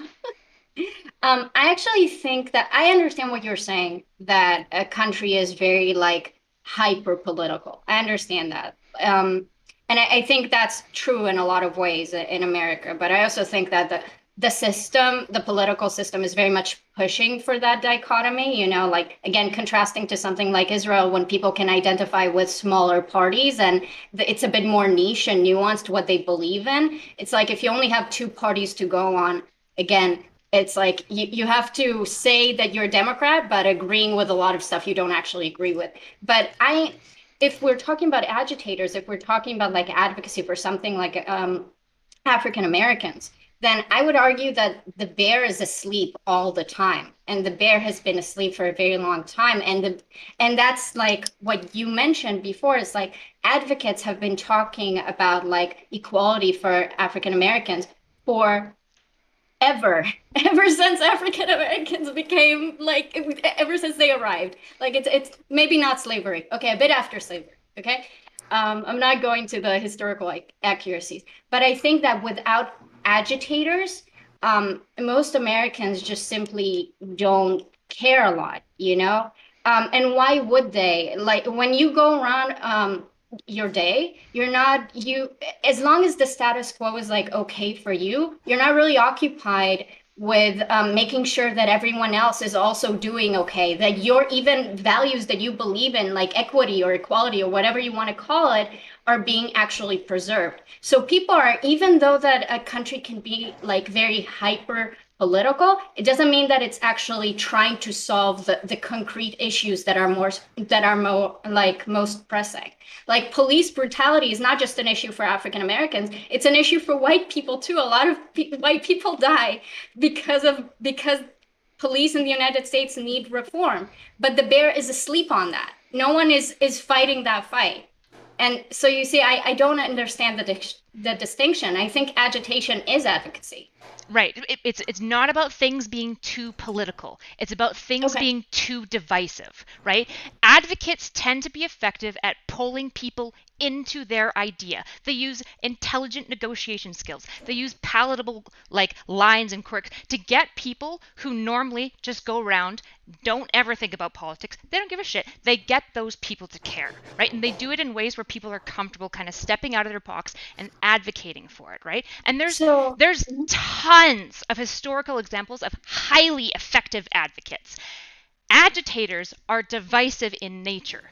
That is how I'm at least defining it right now for the I sake of agree the with story. you. Really And quick. then Uh-oh. This is why Malcolm X has been looked upon historically as a negative figure, while Don't do it. MLK Don't has do been it. looked. He has been. Don't do Are it. you saying that MLK has not been looked upon as a more like in The a more only favorable reason why he's light been looked upon as than Malcolm fucking X? Are you the seriously? only fucking reason he's looked upon positively, right? The only reason is because there's been a not even a Use the term rehab. whitewashing. Say it. Oh, whitewashing. There we go. Thank There you. you go. Whitewashing. Yeah, there it is. Of his views, right? I'm not- He was Prime. hated. He was hated, right? Like, do you I'm understand not this? saying yes, 100%. I'm not saying that MLK wasn't divisive for his time.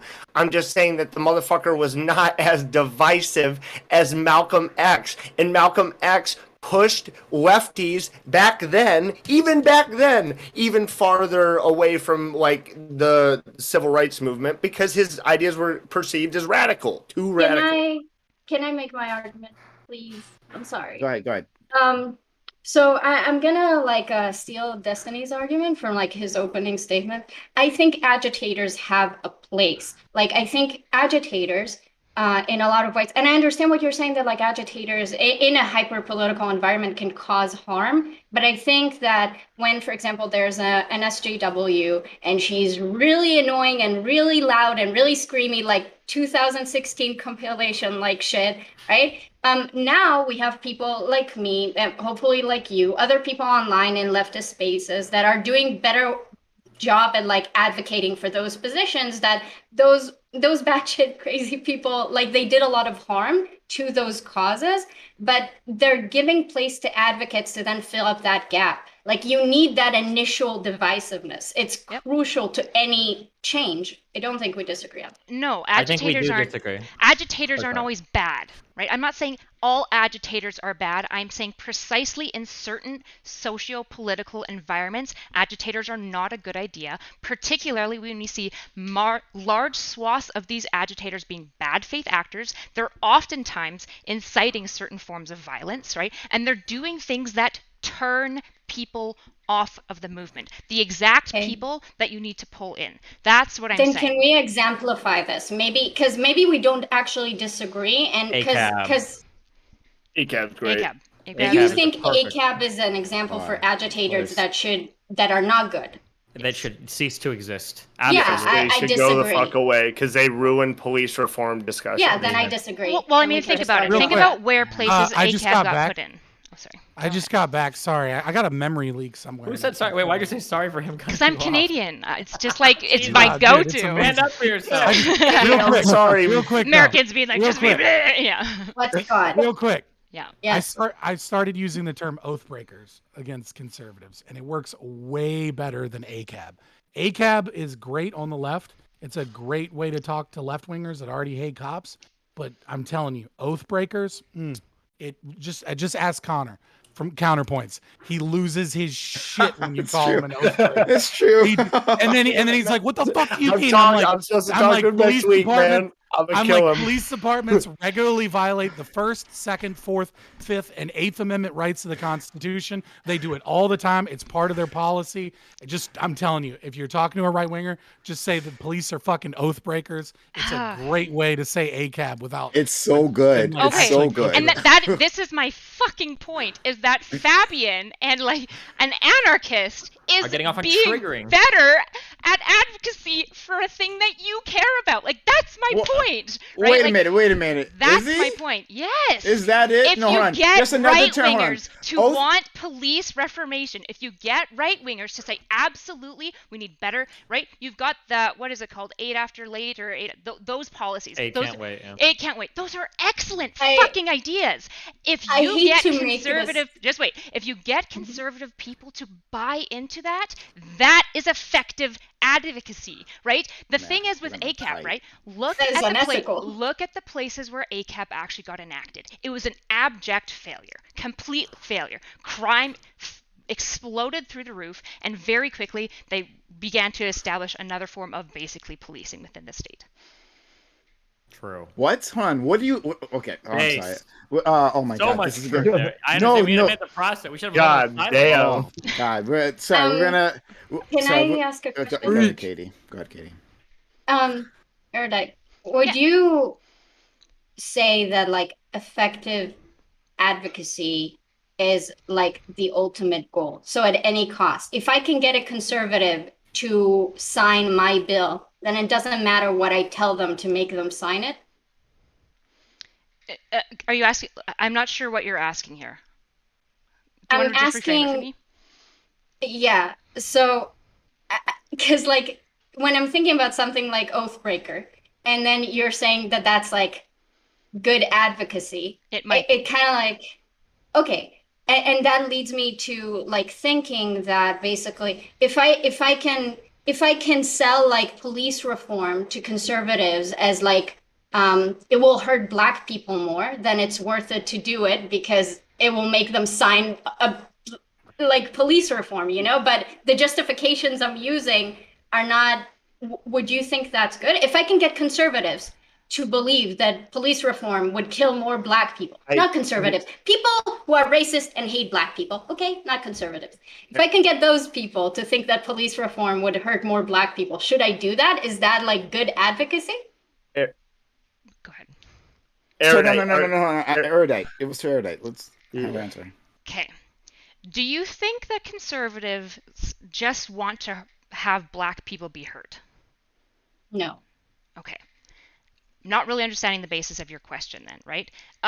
If you can get a policy passed that reduces the amount of deaths by police, right, to black people. I'm talking about the justification. So the way you sell the reform is my question. I think she's saying that, like, let's say that there's like different ways that we can advocate for a policy, and some might be more extreme than others. If those extreme forms of advocation end up affecting a new policy that achieves your end goal, is it worth it? Is that good? Kind of like an ends justify the means thing. Yes. Yeah, I think there are definitely absolutely times where the ends justify the means, right? Consequentialism is definitely good. Go ahead. Hold on, can you stop talking? Fabian is trying to talk. Thank you. Fabian, is he even in this? I don't even see him on the page. I was resetting. I'm sorry. I'm sorry. Hold on. The issue here. Hold on. Before you do that, and before I get away from it, don't worry, and you can apologize to me, Fabian. To Destiny and Erudite. Erudite, you said something that was just fucking terrible, and Destiny signed on to that terrible take. Where was ACAB enacted? What do you think ACAB is? Every single police department, or there was a huge trend. Hold on. ACAB is not a policy. You already fucking know that. I know don't that ACAB isn't a policy. That's another reason why it's fucking stupid. But okay, no. But she says it was enacted. She said it was enacted.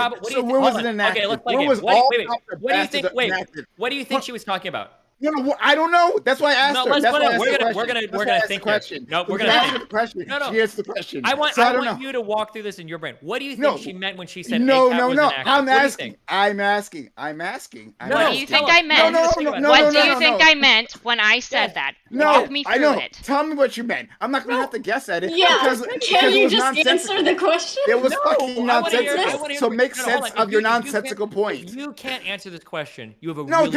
Don't fuck no. Oh, come on. Destiny, fuck you, fuck you, Destiny.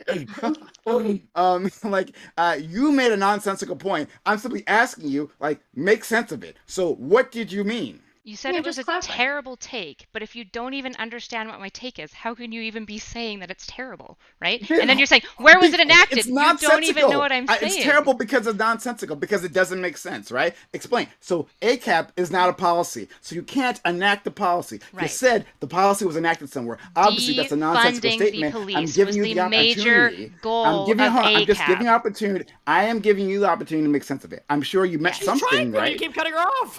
Okay, all right, whatever. The major policy reform that came out of ACAB that many people that I explicitly talked to and looked into that were asking for was defunding the police. It was moving money that went towards police into other areas to manage homelessness different, to manage mental health problems different. It was about reducing income to police and defunding them. That's what we're talking about. Oh, okay. Sorry. That makes a bit more sense. Thank you so much. Great. All right. How do you not mentally pair ACAB with defund the police? How do these No. She said ACAB. You signed on to that, right? That's not what she said. So I asked her. What she meant. Do you support BLM? BLM's not a policy. What do you mean? It doesn't make any sense. BLM obviously advocates for specific policies, generally speaking, and people that say ACAB advocate for specific policies, generally speaking. That's not that hard of a stretch. Right. So what I was trying to get at with the Katie discussion between non-Erudite before PrimeCayes went silly. Yes, you apologize to Scott. Okay. Sorry. No, you were being silly. It's okay. It happens. Happens to the best of us. So the issue here is that the issues with policing that are framed from the left, and this is again what I'm talking about, is that the left has been dominated and has continuously been dominated by a philosophy that cannot speak to the right. And that philosophy is, okay, why is it that people are so upset? Why is it that BLM is occurring? Why is it that people are talking about ACAB and defund the police? It's not because they think Pearson v. Ray 1967 is a bad policy because qualified immunity is an issue. So and they're here's bad examples. advocates. What I'm saying,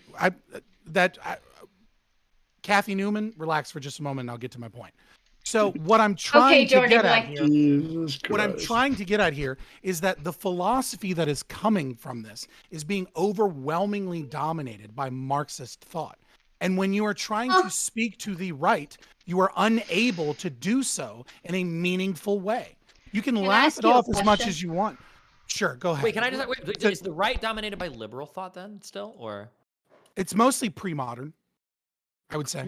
can you explain that for the dumber people? I don't know. Right. What So that means. like more Pre-modern, like so they cavemen, have or- an influence. No, I mean an influence of like religious values. Many of them still believe in a moral system that comes from the Bible, even if they're not devout Okay, so then even if the Christians left in were many being ways. highly liberal and not Marxist, they still wouldn't be able to communicate with the right then. No. That's an absurd and silly thing to say because the right is still embracing modernism in many ways. And what is occurring is Wait, why would as you the say right that? is Hold on. attempting Why to are you embrace hold on? Stop modernism. squirming around. So I'm asking you: is the I'm not right squirming around. more liberal? And you're saying, well, no, they're more pre-modern. And now when I say, No, so I if the didn't left- say that. I didn't say that. Okay, let me ask one more time then. I don't know why you gave me this whole thing spiel on pre-modernism. Is the right like pretty liberal then, or more liberal? Are they 50% Yes, liberal? I would say they're more liberal than Thank the you. left, Okay. obviously. So where the fuck, when you have the party of Trump, where is the liberalism here? I mean, when you talk about the party of Trump, right? You're talking about a populist surge, right? This is for the more Marxist inclined here, reactionary surge, right? To a whole lot of issues that I don't understand why you're trying to bring Trump into this now, as opposed to an obvious Because understanding he's that the widely right. supported by the I mean, right. yeah, And the well, I'm- that's Republican, because the you're saying there's a Republican Party market. right now identifies with Trump. That's populism. That's a totally different. Yeah, I know, surge. but right now, Hold on, yeah, but it's that doesn't not the- matter. The Yeah, Republican Party. it's not the neoconservative party of George Bush. Now it's like the populist party of Trump. I can Right, use it's a different not word if William that was F. offensive Buckley. to you. It's Sorry, not William F. Okay, Buckley's I didn't party. mean to I trigger get you it. with the T word. So we'll say the populist wing now of the No, Republican you're Party. trying. You're make a point because I wasn't finished making mine. So make a point if you want to. I asked you a question. I was asking, do you think the party of T-Man, I don't know how to say that in an unoffensive way, the populist wing of the Republican Party now, is this a highly liberal party? I wouldn't say it's highly liberal, but I would still say that their axioms in many ways are liberal. Some of them are shifting towards more nationalist view, a more populist view, and getting away from liberalism in some degrees. I'm not saying that this is a problem solely on the left, right? I'm simply using the left because we're currently talking about ACAB and BLM. Well, right? sure. I'm The not- reason why I'm saying this is because your initial statement, and maybe I'm just not hearing it. It sounded like you said, and maybe I'm wrong, but it sounded like you said the left has lost the ability to communicate with the right because of their Marxist or illiberal thought. But it Yes. seems to me that populists in general in the United States are tending pretty far away from liberalism. So it just seems strange to me, like it almost sounded like, or it felt to me in my feelings like you implied that the right wing of this government is still like fairly liberal or value liberal values. But it doesn't seem to be the case. I fucking hate the GOP too, and they have their own problems, right? What I'm talking about, however, is that many on the right, most on the right, still have a belief in certain things like the sovereignty of the individual. This is something that is obviously dying on the left. This is Wait, the not right an idea. believes in this? When they're talking about making abortion illegal, or when they fought to keep gay marriage illegal, or when they're pro-war on drugs, or when they're massively against immigration? Like, what part That's of this is... different. So again, I understand you're trying to derail a good point that I'm making because you don't want your side being attacked here. Okay, But again, you got me. abortion is obviously a situation that is about is the pre-modernism we're talking about, right? Like, and it's also, but it also could be a modernist, belief in value of life. There's a lot of different takes you can take on abortion, and the reason that the right has always believed that is something totally separate. Again, now you're getting into an entirely separate debate that we would have Can to I ask you a question, Scott? Sure. I really just wanted to finish the other point though, but go ahead. Do you want to? I really do. Really Go ahead. deeply. It's okay. All Wait, I'm saying, take back the Kathy Newman thing. Take it back. the what? The Call Kathy it Newman Kathy thing. Newman. I'll take it back. That was a pre-modern insult, but now we're moving into the populist part of his No, argument. what Hey, I'm getting Jordan, at, what I'm getting you at talk. is when you look at things like BLM, when you look at defund the police, right? They are almost always coming from assumptions that cannot communicate effectively to the right, which is that systemic racism. They're using numbers justification of, an over-representation of blacks being killed and or beaten by the police, and this proves Yes, science racism, doesn't help right? So with conservatives. I would say the exact same thing with left. We could talk about the I trans bet issues you if would. you want. Oh no, But that's like, This but point but is so weird. so no, what I'm saying is when you come from a place and you say, look, when the right doesn't like policing, you have to communicate to them how there is a constitution that is being eroded, how police are being used in a certain way that gets away from their constitutional rights, how their individual liberty is being disenfranchised. Wait, but that's These are the literally ways. that's literally what leftists argue. ACAB and Right, but defund the police as an anarchist message. but when it is colored as the main image being one of racial justice, and you are talking to the party Disgusting. of when you are talking to a party made predominantly overwhelmingly of white From people racists. that are, it's not fucking racist when you say that a majority Hold on, of what do you mean by white people then? when you What are do you mean by talking, white people? Oh, you What difference triggered would the it make fuck if out of him. if it's You use white the R people? word. That's Yeah, like it the N-word it to white obviously people, makes a okay? Be difference careful. when it is He's gonna get off on a tangent. I mean, You- we're already there. But like, It's yeah, fine. yeah, explain. What does it? If What does it racial mean? equality triggers you, when you I have- don't know what you are. White people in Okay, general. I don't think one at a time- Stephen one at a Bonnell time here come up with your- is triggered necessarily by racial equality. I don't think I'm going to assume I don't know her. Erudite is not triggered by racial equality, right? So just white people having a majority of white people doesn't mean anything, right? It has to mean you have to add something else to that, correct? Do you really want to get into me with this PrimeCayes? Because you know I'm going to fucking destroy you on this, right? No, I have a fucking question. not. No, you're Fuck him after fucking my not. Let's question. do it. Fuck me up. Go ahead. Yeah, Prime. What He comes difference into the does it arena. make? No. What difference does it make when you're Prime has talking entered about the a arena. movement? When you're talking about a movement that's philosophical black background is based upon oppressor and oppressed dynamics and has institutional racism built into their movement and is against things like colorblind laws, is specifically against the Constitution. If you read any critical race theory or you read any of these academics or you actually listen to the people that they're drawing inspiration from, it is anti-Constitution, it is anti-individual liberty, and it is anti-white so many fucking times. It Did is you fucking make obvious. your point so I can ask you my question? Go ahead. Okay. Can you very, very quickly explain to me what an oath breaker is so I can then make my point? So when you I just want to make sure I got it. When you're a police officer, right, or you are a soldier, right, Mhm. you swear an oath to uphold Okay. and defend the Constitution against enemies, both foreign and domestic, right? Yep. Okay. So I call police oath breakers because of the regular violations that police departments do, such as civil asset forfeiture, the way that they curtail people's ability to protest, the way that they enforce unconstitutional gun laws, the massive expansion that is obviously against the Fourth Amendment in terms of right to search and seizure, that these things are not a few bad apples that are cops, right? This is not like one racist cop that just fucking hangs out by a fried chicken joint waiting for a black guy to beat up, right? Like this is this is a system of individuals, right? That, well, I'm just trying to imagine like the most racist thing possible for a cop, right? So it's when I say it's an oath breaker, right? I'm saying that they have violated their oath, and this shows that they are a dishonorable people. So, Erudite, when I asked you that question, what I meant was basically, if I can convince a bunch of conservatives to sign a bill that is for police reform, but the way I'm convincing them that is by saying a bunch of stuff. I'm explaining the wrong things. I'm saying these things are bad, even though I don't think they're really bad. I don't think they're really the problem, but I'm focusing on those stuff so they'll sign my thing. Do you think that's ethical? I mean, fundamentally, if we can do anything to reduce the amount of police, instances of police brutality within America, I think, yeah, I guess I'm a bit of a even if I have to consequentialist. trick a bunch of okay, so if I can trick conservatives into thinking that they're actually protecting property rights by defunding the police, then I should just do that. Okay. Listen, Katie, nobody is saying by any means necessary on this. It's just how do you go about the messaging? of it. Okay, Yes. like how do we No, talk because about these I things completely and how do? understand that. It's Okay, just that if you're going to say, hey, just use Oathbreaker with conservatives, that really helps.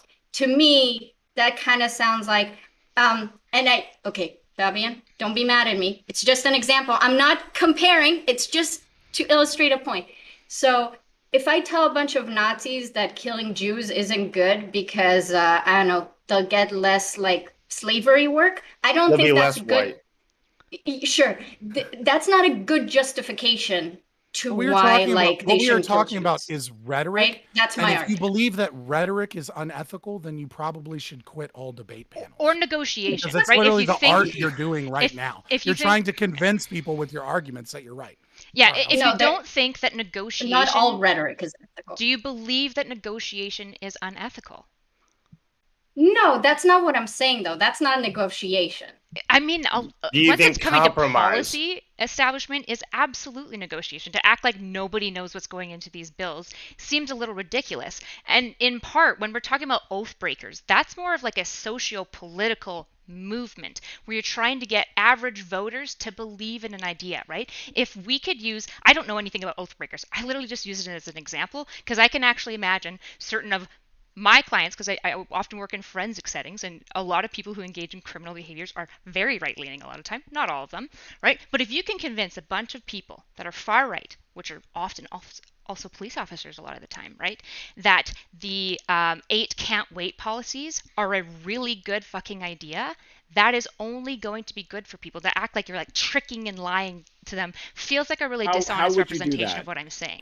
How would you do that? Because this is what she's trying to get to. Like the rhetoric to create to trick a far right individual into that, right? Would uh, advocate for policy outcomes that would be radically different from what the left is looking for in the first place, right? Like the rhetoric actually matters. You can't just say anything to the other side, right? And expect that they're going to come together with you and accomplish your policy goals, right? Can Like I make You, it actually matters like yeah, what you're saying, right? right. So if the far right like likes to use, and that's what they do, they like to use the police as a tool of racial oppression, well then like saying that well we need police reform because things have gotten too out of hand, right? Like if you want to better uh, protect the white majority, right? Well then these reforms will make it happen, right? That'll lead to different things, right? I really want to like clarify. Maybe that would help. So I think rhetoric is important. When I talk to people, when I talk to dudes about like women's rights, I don't say the patriarchy because that would trigger every dude ever and they'll just won't hear me anymore. So I don't use words like the patriarchy. I don't say toxic masculinity, although it's stupid, but whatever. I just don't use those terms because they're not very effective. What I'm trying to say is basically when people have certain resistance to certain ideas, for example, like if you understand what defunding the police means in terms of policies and what it's meant to produce in terms of outcomes, you would have the only way you would resist to it is if your position is like, I'm not gonna say that you're just a racist, okay? No, but Well, this go is ahead. Hold May as on. well. What? is that you Even guys defund the have police no doesn't- idea. Defund the police Yeah, do doesn't you? mean anything. Like You have even people no. that would say it don't know what it means. I think that's the You issue have that we're no. getting to. This is so yeah, so if clear. people Katie, don't know what it no, means, Katie, Terrible line. No, I'm Katie, saying that you, this is like a common thing that would happen in every single Reddit thread. Katie, Okay, I Katie. saw this happen a million times. Somebody would say we're advocating for defund the police, and then somebody would be like, "This is stupid. We can't cut funding to the police." And then somebody else would show that like, they don't mean like take away all the funding from the police. They mean that we're gonna like reallocate it to other sectors. And then someone else yes. would go, "No, we don't mean reallocate it. We actually mean defund. We're gonna do community policing." And then somebody else would show up like, "No, well we want to increase funding for training, but then like allocate it to different sectors for social services. And ideally we would work towards community policing." And then somebody say all police are actually institutions of defense. That was not true. The idea that everybody knew what defund the police meant, even among the people who were advocating for it, they would fight amongst each other all the fucking time. This is That's all not No, true. no, my no. point. That's There's not no- what I'm and saying. I No, did. That's not what I'm saying. Katie, by Listen, its no, very listen. name. This is all proving my point. In past movements where the left has achieved victories and pushed the country forward, what has occurred is that the radicals and the moderates formed a coalition, and the moderates were liberals that were able to speak to and understand the right. Instead, what you have is a whole bunch of people that live in Not fucking hearing my echo chambers argument.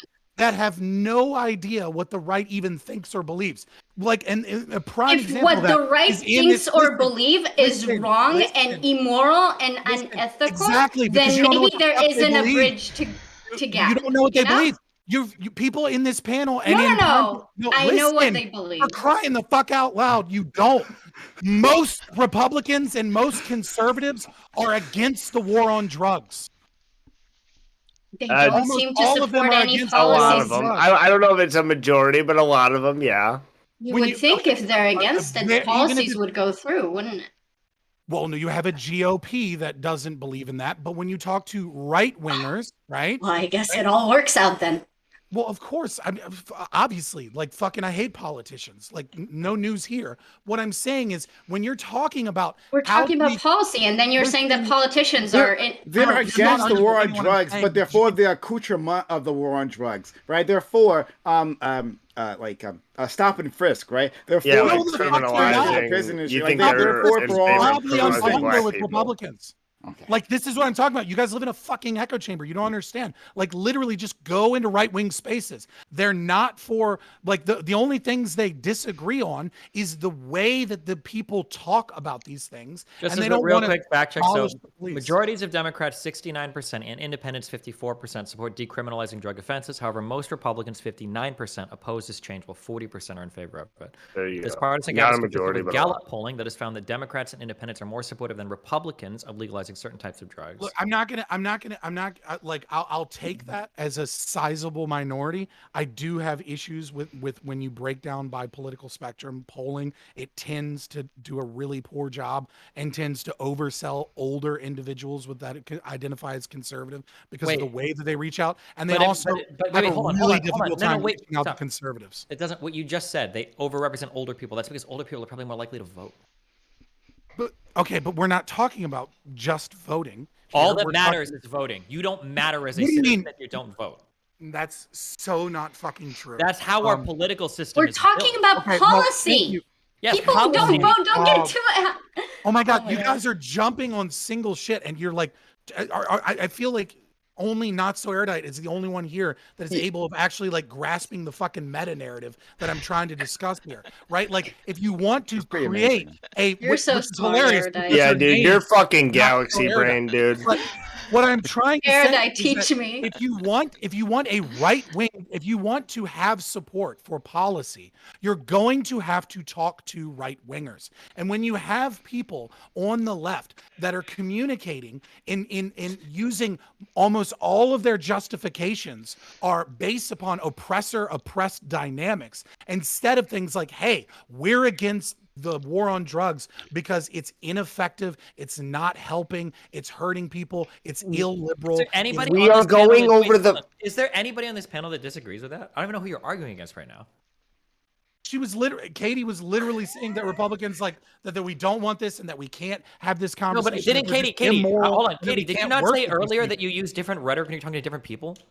I did. Yeah, literally But everybody it on the wouldn't panel work agrees for with his this. I don't know. You need a 5-minute Cherry pick explanation. that we one have to talk to statement as a Republicans. no. You're trying to cherry pick one statement and No. then ignore the fucking argument, which is Yeah. that she said that they have immoral ideas. She said that they were racist. No, that's and that not. she No, said no, that no, you no. couldn't work What with she them. said was that if you had a full understanding of the issue, it seems hard to believe that you would be opposed to what was going on. That doesn't preclude her from No, talking in a you're different way. fucking lying, Destiny. Stop.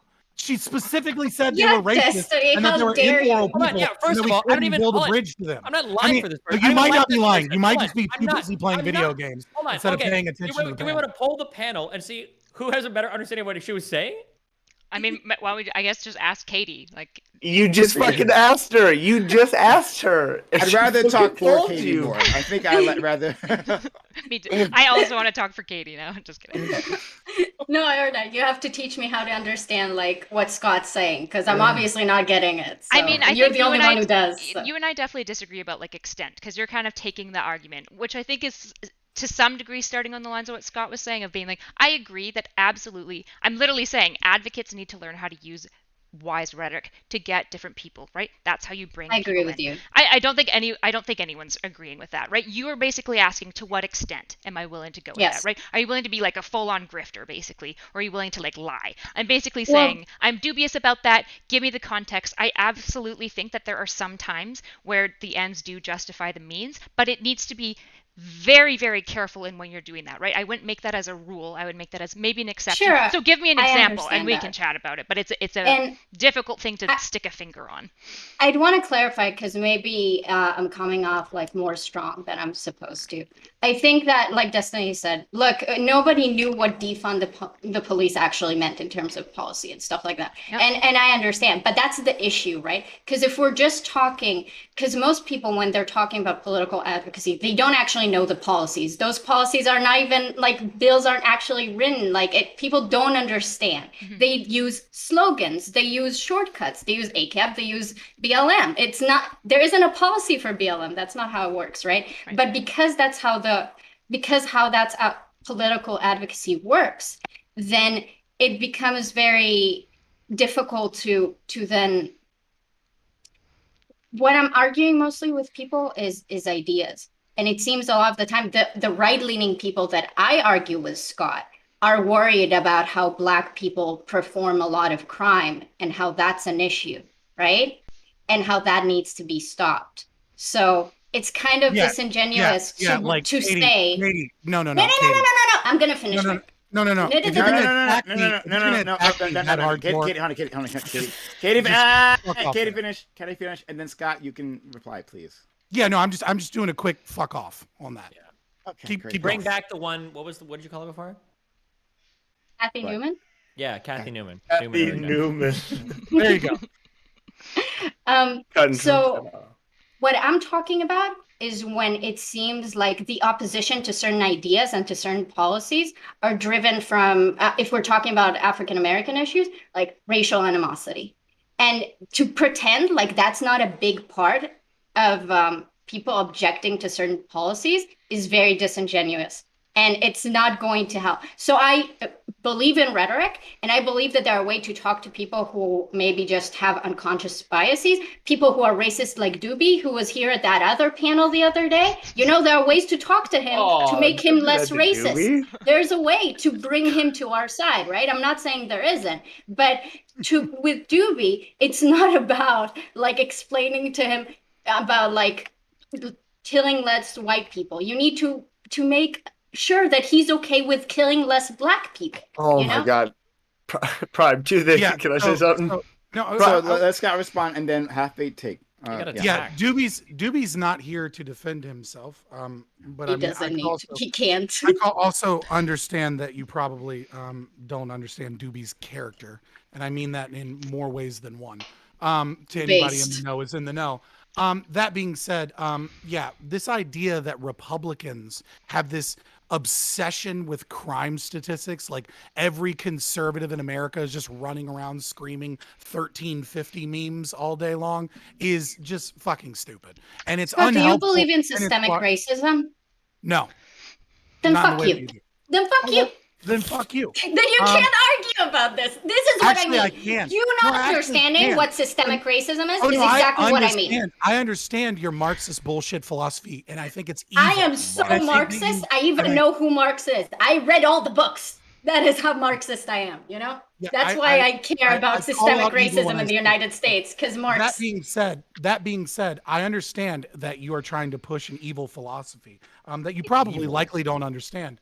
But the issue here, right? If we want to bring it back to reality here just a little bit, is that That's where you're going. not going to get defund the police as a winning From people message. who don't understand systemic racism. I agree. That's been my point. You are not going to get. I love that the left, and this is so beautiful. I love that the left believes that if they just educate the right, these dumb right wingers, that they'll magically believe their philosophy. No, they're too stupid. They're too stupid to get to jump on. Racism is a lot more powerful than education. I'll tell you that. Yeah. If you honestly believe that, then I don't know. You know, how to I help sat you down with Marx, and because that's you're what just he told me. So I'm just like because you're repeating just what he told me. So I'm just like repeating what he Can I said. can I go? okay. Yeah, Yeah. help You fake, you you poor called me thing. out. You called me out and several other people Fucking go. as if we're obsessed with black crime, right? And so I'm taking You're umbrage not with that. obsessed with black crime. You That is don't literally understand what you systemic said to me. racism. No, I fully understand systemic racism. No. That Let's it doesn't separate. exist.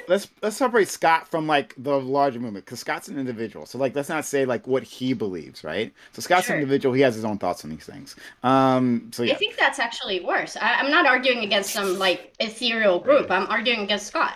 Like, Right. And Scott is because I don't racist. agree with Wait, you, do you think think Scott is that I don't racist? Yeah, understand.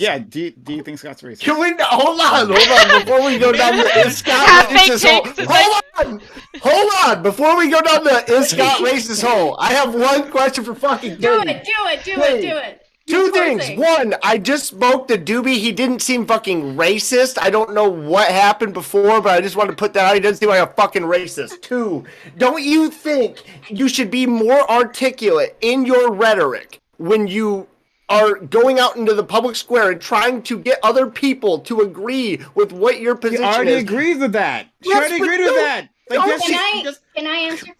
No, she Yeah. doesn't. No, she agrees with doesn't. it. She agrees Fine. with it. No, she doesn't. She Hold on. agrees with it by saying that she agrees with it. But Can then you when ask me the anytime question and someone- then I can answer anytime it? someone's talking about And then we'll talk fucking about Scott's issue- racism. about Katie, policy would you agree? that we Katie, can would you on, agree? she wants to say if you don't You understand can't systemic ask him. racism, Marx you're just teaches part that of you the can problem. lie to spread your idea. Oh wait, that's his phone number. Sorry. I have Marx on the phone. He and I are Katie, lovers. fine. Don't you think like Dems would often like use crime statistics to like that they would end up being slightly more right when it like favors their like political positions, that they'll like use crime stats when it's favorable to them? Like we could see how this could go both ways, no? I'm sorry, I'm not understanding your question. Try again, please. Like I'm not when erudite. it It comes takes me a while. no. When it comes to ACAB and the messaging behind ACAB, right? We see right wingers pushing this, and you say they're pushing it most often for a racist. No. That's from not a what I'm saying. The entire point that I'm trying to make is that some arguments you can just sit down with someone and you can see that the issue is that they don't understand the policies and they're confused by the really offensive slogans, right? And with those people, once you explain it to them, they'll come to your side. Other people are not as forthcoming because they have other internal ideologies that are propelling them forward, right? And that's what I'm suggesting. And just to make it clear, I do think I can be more eloquent in the way that I'm speaking, but we've been talking about agitators. This is my role in this panel right now. Nobody, I mean, if Prime is not willing, Prime was trying, but I feel like I'm a better agitator right now. Trust me, in a different panel, I would be the one being like, don't you think ACAB is kind of harsh though? Because sometimes I can play the sweet, nice person and bring the racist person a bit closer to us by protecting them from the mean black person, right? So I can do both. But you're not mean, Prime. If you were mean, I would be helping Scott against you. But we're double teaming this. Wait, did you vote for Biden? Yes, but yes. Why? Yeah. What other choice would he He have? didn't vote for Biden. I was gonna say he's not mean and he's not black, so we don't have to worry about it. Hey, Oh shit! Scott, do you want to talk about systemic racism? Voted for the only pro-war candidate in decades. Hold on. You're right. You should have voted for the Republican. Wasn't Biden the one where we actually left Afghanistan under him? Yeah, like hold on, Scott. Wait for Biden to go into Ukraine and Russia before you start calling him pro-war. Okay, let him do that. I'm just basing it off all of his speeches. You know, Okay. We needed to be in Somalia, and we needed to be. Yeah, but his actions have been extremely opposed to war, right? Because he's pulled out of Afghanistan. Pick a tenny. Just do your research. Wait, hold on, wait. Don't say do my research. Don't say do my research. I do my research. What You research? fucking What are you you enlighten talking me about? The on. Biden administration has given hundreds of millions of dollars to Eastern European companies to produce and manufacture small arms and munitions to. Oh, I'm sorry. So rebel you're saying that we should have cut off every single deal that we had on the books for every other country that we consider an ally for, like arms and military? Should we have just shut down our Yes. entire? Yeah, private he's an military- ANCAP. Yes. Destiny, Okay. Jesus Destiny, Christ. You're right. You want him Destiny, I don't know why I'm Destiny, arguing. don't try, Shoot. Destiny, don't try and reframe shit with your bullshit. That's not what I I'm said. not trying to. Hold on, no. What Yes, just you said, are. you're Yes, trying to you make it are. sound like he's Don't Try lie. to make him sound Stop. stupid. Call me a liar. Because you fact took of the what I matter said is- and then said something completely different. It's such a straw man that it's absurd. Okay, I then won't let you do then it at least- because then just at because least you just talk say- fast. Don't let him, have to Scott. Make just make it so that before you say anything, just say like, by the way, I'm an ANCAP, so my frame of reference on this is different than 99% of people on Earth. I think that Biden is a warmonger president. At least say that. So You're right. You're right. Hold on, pause. Instead of By the way, wasting time trying I'm to respond to what he's hold on, saying. sorry. I'm a moral person, so my frame of reference is very different than the other 99% of the people on the planet. Well, And you so know, I, yes. I when you don't like a figure that you're warmonger part of the person. one Yes. moral compass, Erudite. it might be time to start questioning that moral compass. You know? Look. Let me try to. Okay. Field of So majority. erudite. What? I'm trying to. Okay. So erudite, right? Like you would maybe agree. Maybe this is what you're trying to get to, like that. For instance, the people in Portland, right?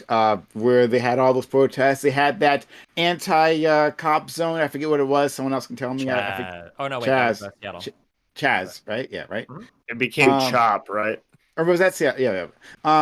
But in any case, like there were protesters, and it was like things got intense in Portland, like super intense, right? Like I think they were disappearing people off the streets of Portland. Like that one moment where that's the thing that happened. No. That one video where somebody gets pulled into a Yeah, people were van. trying to say like the FBI was disappearing people. That Yeah, was dude. bullshit. People got That booked was for that was indictments. bullshit. That was that. Come on. That Wait, was, hold on. That guy, I No, think that specific video, that person had thrown a Molotov cocktail not even like hold on. 20 Okay. minutes All right, before. hold on. I'm not gonna do this. There was a I'm lot not of gonna do this. violence We can do in some other Portland. time. Can The you point agree is with that that? yes, there's a lot of Okay. protesters. Yes, there's a lot of protesters. Anyway, A lot of rioters. and that like Use the R word. that the Portlanders could might have broadly agreed with their protest, but because of how intense it got, and it got intense, I think we can all agree on that part. All right, got really fucking intense. That the protesters turned on them. Right, like sorry, the populists turned on the protesters. True. Right? Sure. Okay. Yeah. Yeah, Who would disagree and I with mean, that? we saw BLM people actively calling those people out and being like, "Fuck off! Stop doing this shit." I'm just saying, I think major movements need to do that more. True. You Fuck off, absolutely I agree with need you. to call Problem out solved. agitators that do a Sorry. disservice. I'll tell you- Wait a for minute, wait a your minute, I'll wait a tell minute. you- I'll tell you Hold when- on. Here's hold on, Scott. when you Scott, left- I gotta get address this because she's been saying this the entire night. It's been bothering me, right? Because you've been associating agitators necessarily with violence, right? That those two things aren't synonymous. Like agitators does not equal violent protesters, right? At least agitators in the way I'm thinking of a political agitator does not necessarily say that we have to burn down a fucking like a burg I don't know, like a high end store. I can't think of one right now. Yeah. I'm poor. Louis But, Vuitton store? Yeah, Go Louis get Vuitton that store. Gucci bag. Get that Gucci bag. Exactly right. Because you're banned from the Yeah. That those things that really bother me about your definition, right? So then you end up tying that, like you take the next step when we're talking about these protesters, like, oh well, people aren't pushing those violent protesters out of the movement, right? Well, that was always happening. That was always happening, right? People who were shouting ACAB were also saying, hey, like don't burn down these stores, right? These like black-owned stores that happen to be around, right? And to show what? To show what? I don't know, right? Like agitators get that, when your right? slogan is literally "all cops are bastards." Goddamn What right. do you think is going to happen with your movement? What Hold on. I couldn't Hold on. us Martin that King- mentality if hold I on. tried. The protest that Martin Luther King was in got violent. They got violent too, right? Yeah, but when they like, got you violent, can't control wait, but he everyone did it- there. That doesn't But mean they that did a lot of necessarily. work to control the people there. Yeah, that's what happened too. And during the BLM protests, right? Yeah, there was a lot of work done. There were people who would surround troublemakers, Sure, but right, we're not and talking about the deliver violence, them we're to talking the about couch. slogan. ACAB is a slogan. Literally, is built in to be divisive. It's literally the most aggressive fucking like. So hold on, but hold on. So hold on. Are you saying that like if not for ACAB, right, then there would have been no violence on the streets ever. That wouldn't No, have been a I'm thing that saying- happened. no, what- Okay, good. No, No, That's nobody's that's saying all- that. Thank you. Prime, No one's nobody's saying saying that. I'm going to borrow a Fabian word. I'm going to say it's multivariate. There's a lot of different factors at play here that would gradually build something towards having a higher proclivity versus violence versus not. I don't think Sean Hannity on his own caused January 6th. I don't think Donald Trump on his own caused January 6th. I don't think any individual oathbreaker or whatever those guys were caused January 6th. It was an amalgamation of a ton of different actors working in conjunction with each other to propagate false information that eventually caused that event to happen. Same thing with a lot of the rioting that happened too. I don't think that it was just one thing, but I think we can definitely point to some things more than others that probably caused it. And BLM as a slogan is probably one of those things. Or I'm sorry, not BLM, but ACAB. Absolutely, but then- BLM is one of those things. Wait, But, so you no. point to it, God but damn it, you're Scott, saying don't so, derail. No, No, no, no. you're saying mean, I it's think- not Stop Sean it. Hannity's fault by himself. You're saying it's not Donald Trump's fault by himself. But then you're talking about ACAB like it's a problem. So are It we is, because saying I'm not saying ACAB by itself is a problem, but I'm saying that all of the rhetoric that goes along with that highly divisive Destiny language. literally said And even on multivariate, its face, and you well, still even don't on get it. its Divisive face. rhetoric. Oh. Well, I mean, I think another And thing. Even on its and then face it made is me- ridiculous Wait, because hold the, on. I the think another slogan thing doesn't that is- represent what they Right, hold on. want. If you're No, gonna I think sit there and another tell me problem people are here- going to get ultra mad when No, people I say think- bad words on Twitter, and then you're going to say, "Oh, divisive rhetoric." You can't cry about that while saying that Wait. people are fucking traumatized, Huh. okay, because white people say the N-word on Twitter. Wait, or wait, something. wait. What am I mad about No, Twitter? there- Hold on, don't put that on me. has What power, am I it mad about speaks- Twitter? Oh my God.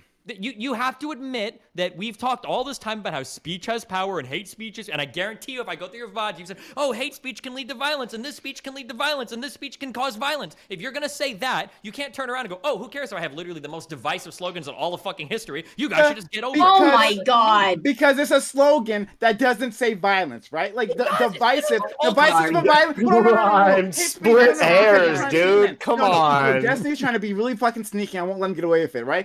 You are trying Not to be sneaky. hate speech, right? It's You're not oh, sneaky at all. shut up. Let me actually get to this, right? Destiny, you included. You said you want, and one breath you said hate speech, right? Hate speech causes certain outcomes, right? Then you add that to divisive rhetoric, right? Then you make that leap to divisive rhetoric as if those two are the same thing, right? As if ACAB is fucking hate speech, right? You sound like one of those fucking Blue Lives Matter ACAB motherfuckers. is right? hate speech. It is.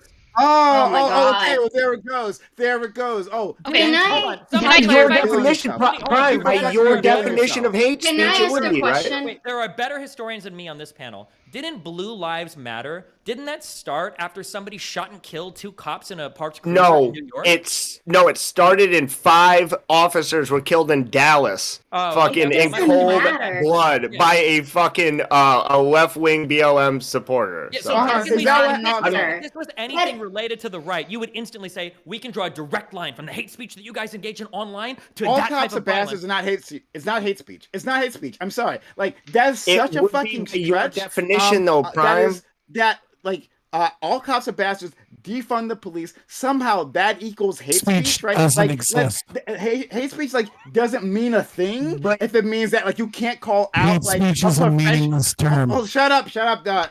It doesn't mean anything if like you can't call a profession for the bad things that a profession does, right? That's like not if what- you're we're not talking relating about a if you're profession. relating That's not racial what fucking animus, it- that's if you're not relating, what this hate, is. All if cops you're are relating bastards speech, says yeah, every if you individual cop are is a relating bastard. speech, if you're relating speech, right?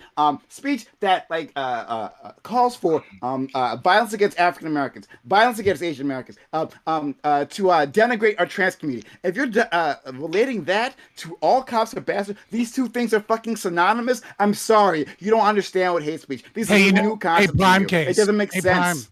Prime. Do you know what term actually does call out cops for the things that Are they you do? saying Oathbreaker? Oathbreaker? You're gonna say Jesus Oathbreaker. Christ. Thank you. Just in case Both the you're name of a curious. really good band Fuck and a good me. movement, I guess. It's a good band. Yeah, it's a good band. Prime, if I had the phrase "all blacks are bastards" and I said I was only talking about Those the are the ones same who things. commit crime, Those are do the you same think would that things. be an okay slogan? Those are the same things, exactly. I didn't say yes. the same, but I'm saying No. And the China virus, by and the your China virus fucking also didn't mean definition. anything. No, and the China virus also didn't mean anything, right? That's the same. That's the same. Well, thing, actually, right? Either China word, virus- Prime, China Prime. Two things The are Either China words virus, mean- the China virus actually did mean something. It was just buried by the media for a fucking year. my until Okay.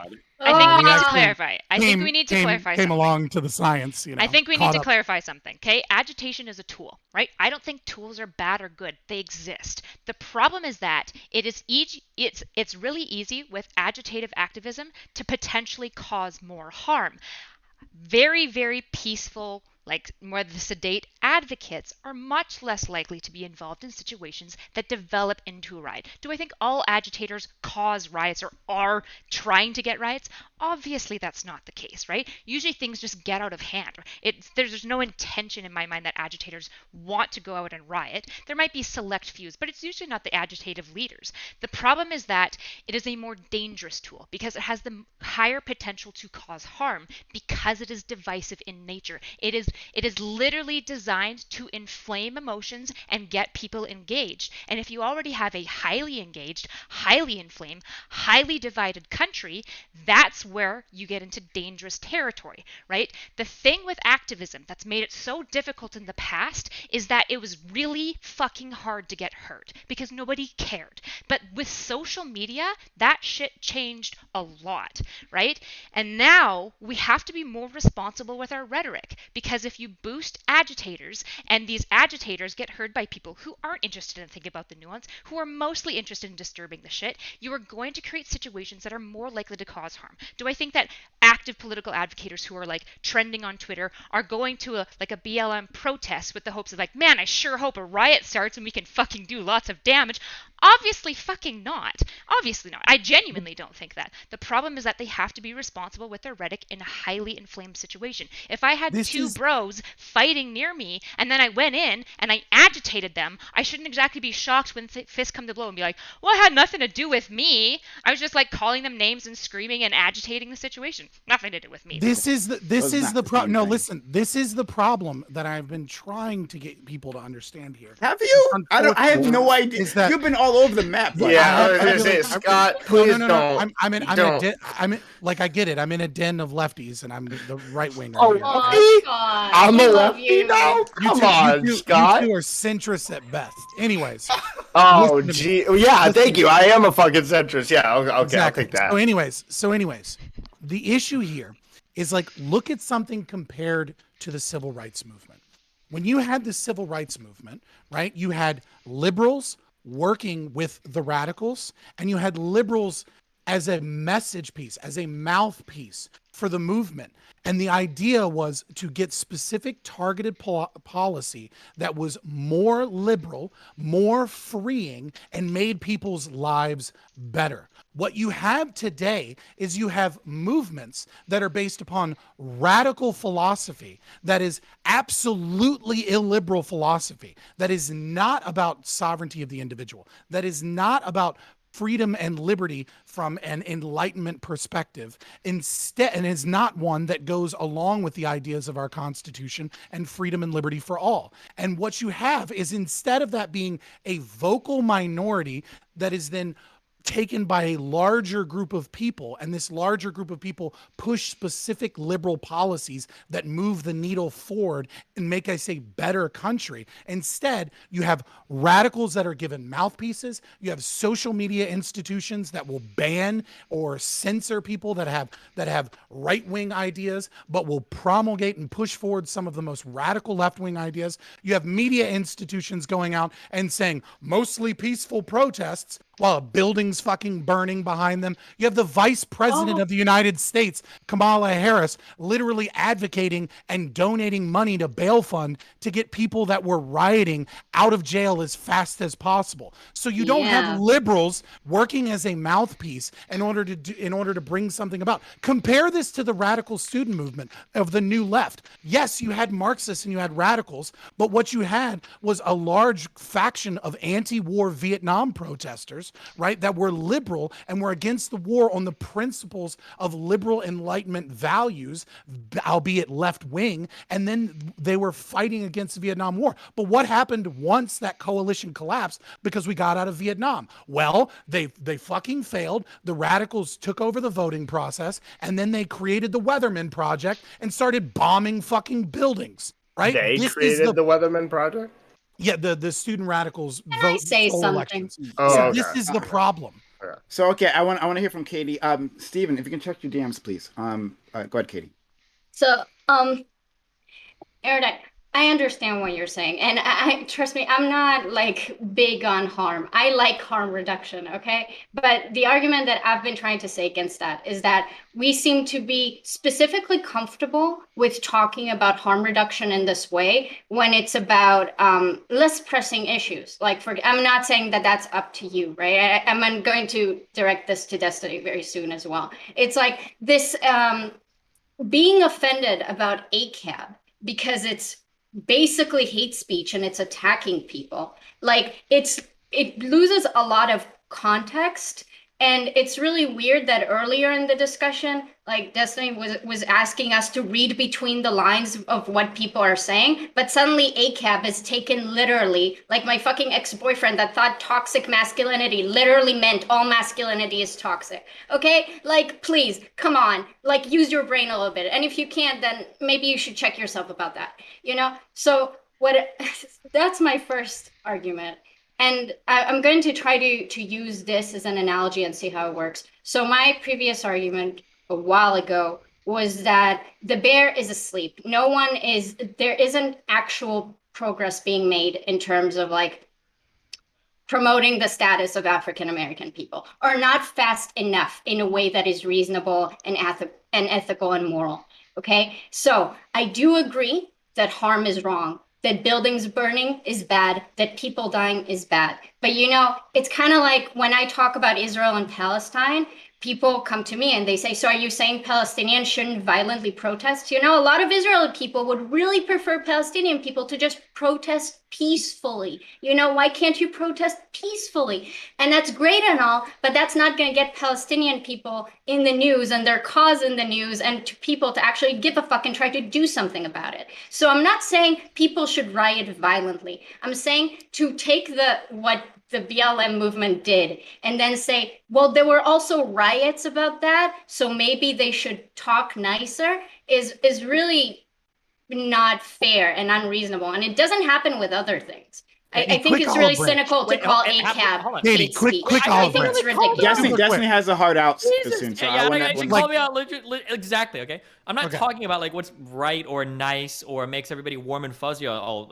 inside. I don't give a fuck about that. I don't care about that. Okay, what I'm talking about how is ACAB hate speech? Because what you're doing is you are setting up the most divisive language possible, so you are guaranteeing that every person on the opposite side of that slogan fucking hates you before you've even opened your mouth. Do you feel that way about other things as well, or is it only this specific movement? Hold on. Oh, I'm sorry. Hold on. I'm scared. None of us on here are normal people, okay? We're fucking losers that are online obsessively talking about politics. The average person does a 9-to-5 job, goes home. If he sees CNN on his TV, he turns that shit off and he hangs out with his family, or he turns on fucking, Then you know what you should do? Put on the news something that doesn't catch his attention, so you wouldn't give a fuck. Yeah, but if the only thing that's catching their eyes is, oh wow, there are those people saying all cops are bastards again, and I know my local police and they're chill, or I've got a family member as a police officer and they're chill. Fuck these people. I want to do a quick olive branch. I don't need an olive branch from you, bro. Your tree is growing in a crazy ass garden. I don't want to be affected by whatever is growing to untapped roots. I'm not talking to you. Oh, okay, then great. You can offer an talking to Kathy. Then, okay. Or whoever you're listening. Kathy okay? Newman. Talking to Kathy Newman. The whole point has nothing to do with how nice something is or how it makes people feel. It's about like what is the effectiveness of your political messaging. And the reality is that the more divisive or aggressive your message is, the less likely you are to get people on board with it. Not all messages are meant to do that. Fucking preach. 80, quick olive branch. Hold on. Again, But what is that? One second. You literally interrupted me. Holy shit! Don't worry. I promise you'll be able to go next, right? I just need to say something, right? Our friend Steven here has a heart out, and I just want to say things before he does that, right? Hey everyone. If you've been enjoying this content so far, just wants to say, make sure you sub. I'm fucking chilling here. Anyway, if you've been enjoying this content, hit that follow button. Hit that follow button right now. Make sure notifications are on, so you know I'm going live, right? We got a lot of content for you here. In case you don't know, in case you're new to me and the things that we're doing here, right? Come on over, hit up the channel, hit that follow button right now. Make sure notifications are on, so you know I'm going live. On Wednesday, we're going to have a great interview with Investment Joy. He's like a huge YouTuber, and he talks about like ways to build wealth, ways to build wealth that are like not the norm, right? Marx doesn't like that.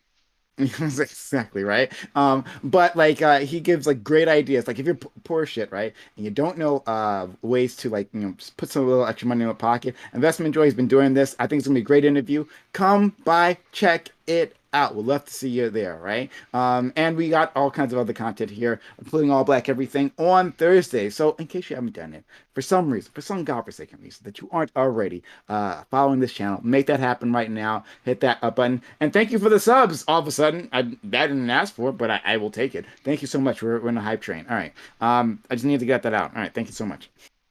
What I'm trying to say, Katie, is just a quick olive branch, because people are saying like, oh, you can't riot, oh, you can't do these violent protests, et cetera, et cetera. That's not how the civil rights movement was won. Everyone likes to highlight the sit-ins, right? Everyone likes to highlight, the Million Man March. But the reason that MLK, right, the reason that these people were able to do that was because there were violent protests. And the fact of the matter is that there has to be a coalition sometimes that says, look, we demand liberty, we demand freedom, we demand to no longer be oppressed in whatever ways that we are doing. But when your movement is primarily a message that is based in an illiberal philosophy, and you do not have the majority of your movement as a peaceful protest. I know I lost you, but what I'm saying, but I'm not going to go as hard as some of these other people are saying. The reason the civil rights was successful wasn't just peaceful protests. The reason peaceful protests were so successful is because they came together and they said, look, we're going to have business suits and we're going to sit in. We're going to march peacefully. And because people knew that they demanded civil rights. And if they didn't get them, they were either going to get the peaceful protests or they were going to get the fucking violent protests. So you better choose the people that are offering you ways out with the peaceful protests. Sometimes you have to be violent in order to enact change. I am a supporter of political violence. I'm no shame saying that. I'm not actually, but no, you're just scared to say it on Twitch because you support much more radical things than I do. Do you think political violence is ever a viable option? If you're asking about my own personal ethical framework, then I don't believe in violence. Period. I'm pacifist. So what about a slave attacking a slave owner? Would that be okay, justified? can I just clarify? Are we just going to examine my moral world right now? It's like, it's not the same as political advocacy. What I'm trying to say is like, I get ACAB is divisive, and I get the divisive slogans don't necessarily bring the conservative votes, okay? But that's not why ACAB is there. ACAB is not there to win Republicans. ACAB is there as an agitator, and then advocates are in charge of then translating that message into Republicans and conservatives and so forth. ACAB is there to grab attention because people have been suffering for a very, very long time and suffering peacefully and quietly and diplomatically, and that did not work. That does not work, not fast enough. So it's fine that there's attention brought to an issue. I find it incredibly interesting that suddenly with ACAB and with toxic masculinity and SJWs, these statements are really offensive. But when people are just casually racist, I mean, that's just the status quo. It's really literally weird. No one says that except for like two groypers online. Like, do you want to talk about systemic racism, Scott? I would love to talk about that. Wait, casual racism and systemic racism are two very different concepts, to be fair. No, I'm not saying that they're the same. I'm not going to take this criticism from Scott, who doesn't believe in systemic racism. Okay. Yeah, well, I'm not a Marxist, so. Well, you know, hold on. No, God, damn it. Listen, I have read every book this Marx guy wrote, and the first thing on every page is systemic racism hashtag critical race theory. Your inability to understand the roots of the political philosophy. You know, I'm so stupid. Is not, really, is not my I don't understand the roots. I'm very dumb. I'm sorry. How about the hype train? I need to leave, okay? Bye. I love you all very much. Have a good one. You all very, very cool. I hope one day we can all have a bigger brain as erudite. I hope Destiny Steven, I hope you'll come back. Like, it's been rough for you Shade. today. I was pretty hard on you. But I You're think never hard on me. You only make me hard. Okay. I I love you. Bye.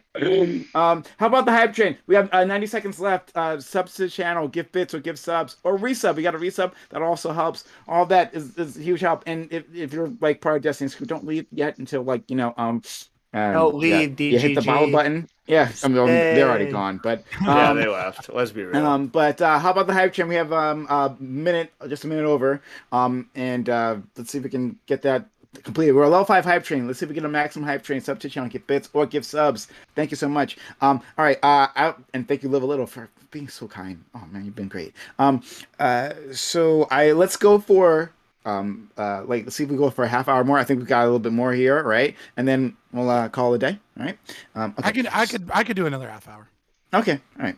Thank Yelling God, at us. Scott. I know. Thank God. I'm sure you could. Another half hour yelling at us. No, I think you could. So, erudite, what do I need to do to get Destiny to think I have a big brain? Like, what are the steps that I need to follow to make big man Destiny like me? Destiny doesn't care what your brain power is. The only thing he cares about is can he get you to say something extremely dumb or extremely controversial so that his chat can laugh at you. I actually think he's more about consistency, to be honest. I think some of your positions, to be honest, Katie, do lack in consistency, and that just creates easy holes to go for. I'm not saying I am perfectly consistent by any means, but I just don't want to be jumping on the throw Destiny under the rain. I don't think I'm doing anything particularly special though necessarily. Yeah, I was gonna say he nice. seems more like the principle of the thing is what he's gonna nail you down on. So I'm sorry. I feel bad. I didn't actually mean that question. I don't really care. I'm sorry. Well, I'm sorry if I made it seem like it. No, Thank you for the kind raid from Destiny, the 3,000 people who are suddenly here. Thank you so much. Again, guys, if you haven't done so yet, I got a lot of content for you. We do this 6 nights a week. Don't miss out. Hit that follow button right now. Before you maybe head out, do something else, right? Hit that follow button right now. Make sure notifications are on so you know I'm going live. I got a lot of great content just this week. It's going to be great. I think you're going to love this interview of Investment Joy. And we have some other great interviews coming up in the following weeks. So once again, hit that follow button right now. Make sure notifications are on so you know I'm going live. Thank you so much to Destiny. Shout out to you, buddy. And thank you for the people or kind people who are following right now. It really does mean a lot. Thank you so much. Okay. Let's continue on with the content. Go ahead. Erudite, if you have any questions in terms of my consistency, I would love to flesh it out with you. Unless Scott wants to yell about something. I mean, it feels like you just kind of passed it off as well, I was just being mildly passive aggressive towards you. So it's I don't really need to get into poking holes in your argument. No, I appreciate it. I'm interested. To be fair, this panel is all over the place. I have admitted I'm mostly agitating, and that's my role on this one. So he's the devil's advocate. I appreciate not it. a devil's advocate. I believe in a lot of the things I said, but obviously, real life requires a bit more nuance than that. I just I think it's a bit. How do I say this without using the term that triggers everyone?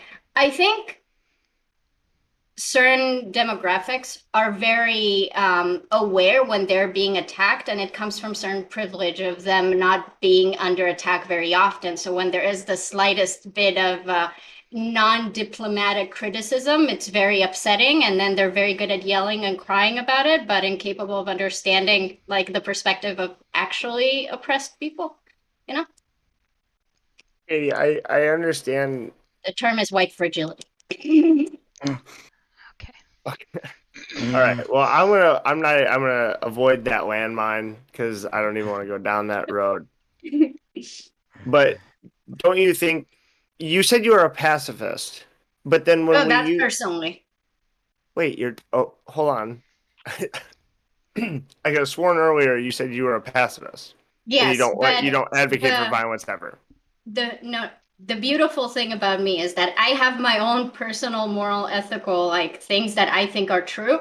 But when I actually discuss them with other people, none of my views align. So I argue from other perspectives. So I have what I believe in on personally, I believe in the discontinuation of the human race. Okay, so none of this really matters to me. But I like conversations, Damn, so I do Katie, like- engage. Okay? You heard it So- here, boys. She's for continuing the human race. She's on the market. She's looking to be a Hold wife. on, Scott. Get off of Scott. She didn't pop say I out want to be a baby. trad wife. She just said. I mean, Jesus that's what I Christ. heard. That's what I heard. I'm just in this right wing echo chamber. That's what I heard. Trad wife coming soon, Katie. Yes, impregnate me, please. I would love to be a walking incubator and spend the rest of my life serving my strong, strong man. Oh my god! All right, really quick, Katie. Katie, when rhetoric like ACAB, like all cops are bastards, it feels. Okay, and you, Scott, don't you feel like this is all like inevitably going to lead to violence because there's no way ACAB? of There's no need for me to restate my Okay, position that I said so- several times.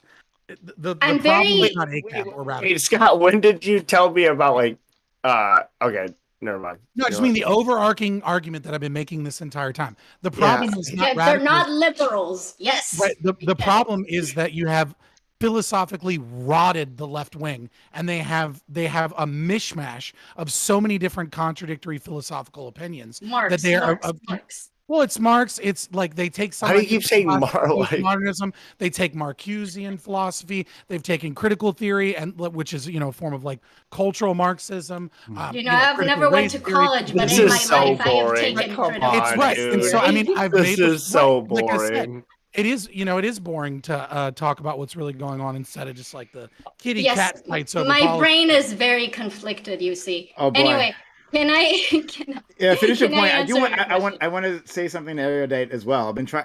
I've been trying to get to the things she's been saying things. I want to respond to those things, but I gotta do a Private, I'll Scott. I quickly gotta say my point. I gotta. No. You're gonna go right next. Yeah, She's I'm gonna- Canadian. I She gotta just doesn't have mentally that destroy. range to I get gotta in. mentally destroy Destiny, right? Like for like the 7 billionth time.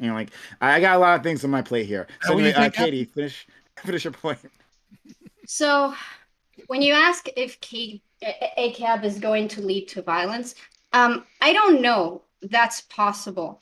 It's just really interesting that the focus is whether ACAB is going to lead to violence, but where the focus is that should be that there's a lot of violence already happening, and ACAB is a tool that's trying to be used to attract attention to that already occurring violence. So what we're worried about is that ACAB is very offensive and mean and is hate speech and is all these bad stuff. And that's the focus people have, right? People hear ACAB, they get their fifis hurt, instead of thinking about the actual concept and what it's trying to convey. Why is there a divisive message here? I don't know, maybe because African American people are being brutalized. Katie, there's a divisive message here because you and I want police reform at the end of the day, but you and I disagree on everything you just fucking said for the last minute. So when you do that, Are you asking push me away. if I say ACAB? I don't say ACAB when I argue with No, you. I know, but you're saying that ACAB is effective rhetoric,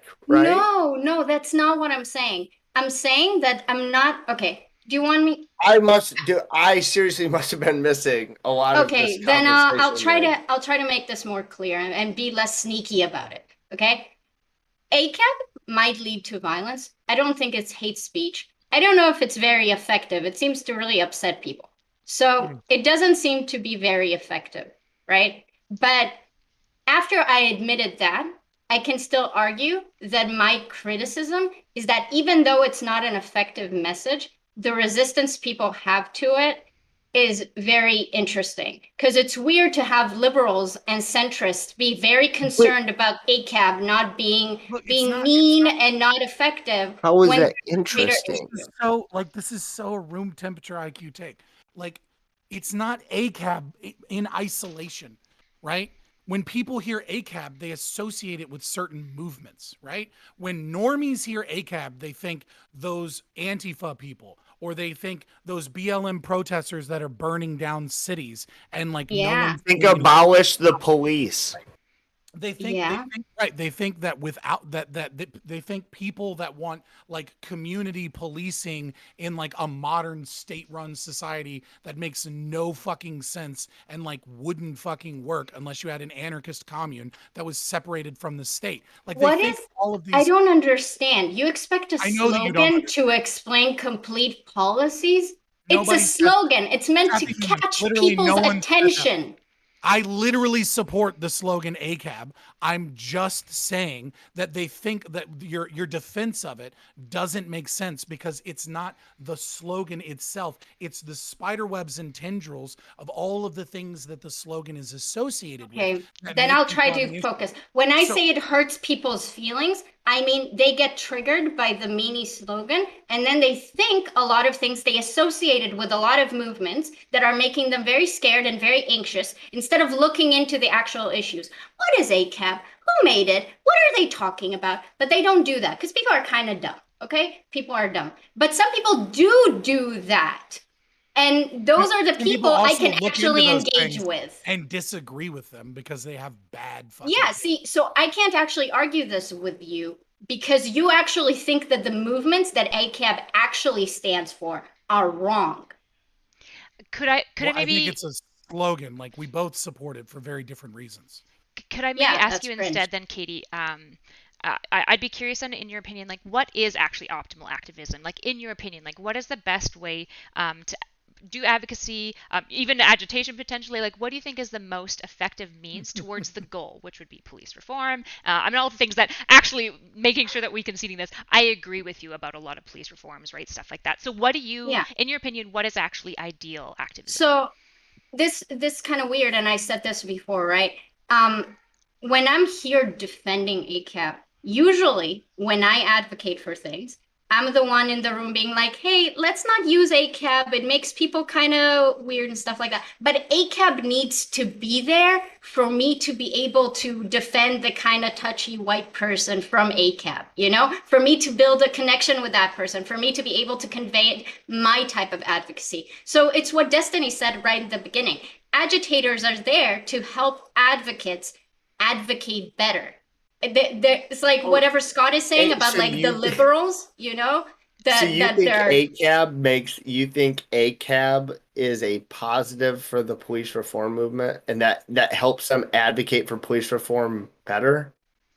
not people that go, you know, when Prime says, yeah, No, fuck just people ACAB, who I don't just think that's helpful. just people that say ACAB. Just people that say ACAB. Do you think If that's the only thing that they're doing, that's not very helpful. No. What Prime did earlier is not very helpful. I don't Okay. think it is. But I will defend him and his right to do that. So to make sure I'm understanding your position, you kind of view it as like you need the agitators to get people to just fucking tune in, right? You kind of need like those big, bold, Yes. bright neon highlight headlines to get people to listen. And then after they're listening, they might look into effective advocates. That's kind of the Yes. streamline that you're seeing. Do you think that Exactly. actually broadly happens? that doesn't I think fucking it work? does. Get the Argument fuck this outta whole here. time. I would like to give an Katie, Katie example. first. Completely Katie, fail. please. Katie, please. I don't think it fails. The BLM thing be, got on the train that it got because of the George Floyd incident. Murder. I'll call it murder. I don't care. So I'm not saying that it's a slow, but something happened. It grabbed a lot of attention. It got a lot of people emotional, a lot of people, and that sparked the movement. So I don't care if a slogan is very problematic. The issue is, and I think that's where you and I disagree the most, Erudite.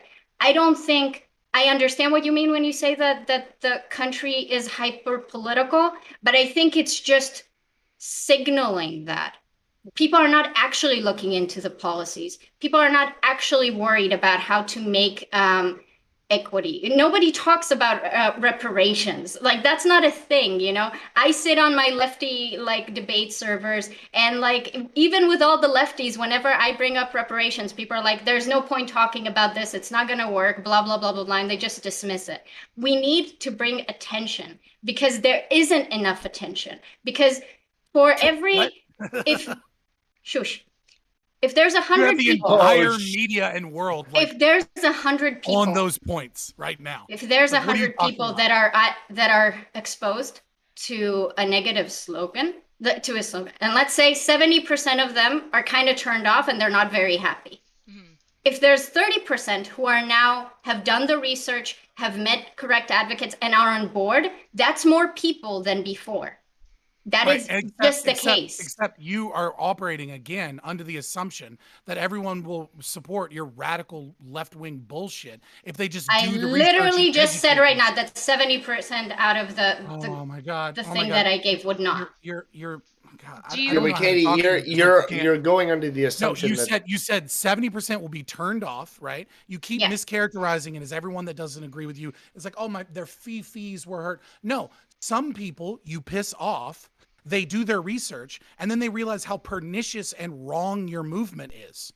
Right? Like exactly there was a like You're look at right. there was Those plenty people of who are people. upset with with ACAB, ACAB There they've was done their with research. ACAB there and was BLM. If we look at shit like Michael Brown, it yes. turned. Hands up, don't shoot was an opportunity right before that slogan came out, was an opportunity where there was a coalition of centrist liberals as well as radical leftists that wanted to support things like mandatory body cameras, that wanted to get rid of things like statewide run qualified immunity, things that wanted to fix actual policies that people could agree upon widely in America that would make the situation we're in better. And then what ended up happening is that the radicals got so much of a fucking voice that it constantly became a debate about racism, systematic racism, and about issues that even if we grant you, which I fucking don't, but even if we grant you that these are Hmm? genuine problems and that They these are are. root causes of the situation, They you are. shot yourself in the foot from being I able to have actually not. rectify the situation. And so If there are people who I'm gonna don't, end, who I'm gonna just don't end, like I'm gonna racism, they don't end, like Please, I'm, yeah. racism Hold very I'm on, gonna much. yeah, end, go ahead. Yeah, Scott, please. I'm gonna end real quick, right, with a Spike Cohen fucking metaphor. So maybe you guys need a fucking metaphor, right? Me and my friend, I'm a white guy, I have a black friend, we're walking down an alleyway, and then someone beats the dog shit out of us and sends us both to the hospital. Busts my face up, gives me a minor concussion, breaks a few ribs, and I'm in the hospital for a week. And my black friend is paralyzed.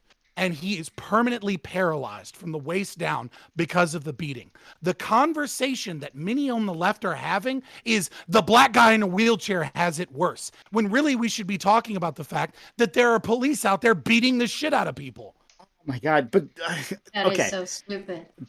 We've actually had that conversation. The left has been talking about that, right? You seem to be unaware of it. I guess you don't know what leftists are saying, right? I guess you are completely uninformed about the leftist movement. But You're they've full of actually shit. been talking You know about that's not true. exactly that broad-based police reform, right? Don't be surprised that a police reform movement led by a movement called Black Lives Matter might be focused on Black lives, right? But that doesn't mean that people are unaware of exactly what you're talking I'm just about. gonna give you one word to just respond to what the fuck you're saying. Whoosh. That's exactly what you both did. Whoosh. You Okay. completely lost the fucking plot. I mean, we don't have the translator because we're not philosophically liberal, so we it's didn't just have like erudite. Erudite we wasn't here don't with us, so we don't have the proper tools to engage with this masterpiece. So basically, I feel like I'm repeating myself. I don't think that lukewarm. Yes, I would like Black people to have a better life, but I'm not actually advocating or doing any active work to make that happen or supporting specific policies or voting according to that. I don't think that's better than people being more than some people being more upset about it versus some people actually becoming active political supporters. I don't think liberals generally saying, yes, it really sucks how the Blacks have it is very helpful for Black people. If it were, then things wouldn't be as bad as they are. So we need people who are willing to be more aggressive, and I don't mean violent and hurt people, but I mean aggressive in terms of the choices they make when they engage politically. And I think those slogans are a good way to make that happen. Katie, you absolutely beat me to it. Like this is exactly what we need, right? It has to be. It can, this idea that all rhetoric has to be palatable to the other side. Does not necessarily be the case. One, like rhetoric has different purposes. We get that, right? Like that's like the basis of the conversation. Rhetoric has different purposes, and so some of that rhetoric absolutely should be what Erudite was talking about, right? Like rhetoric that appeals to the white majority, right? That and even then, what exactly does that mean? Because there are plenty of white individuals who are already on our side, right? And who want radical change, right? But I guess when you're saying that, there's a sort of liberal, conservative, centrist, like vague, nebulous group of individuals who are possibly gettable, right? If you use just the right words, right? If you rub their balls in just the right way, then they'll come over to your side. Great. And that's important. That's absolutely important, right?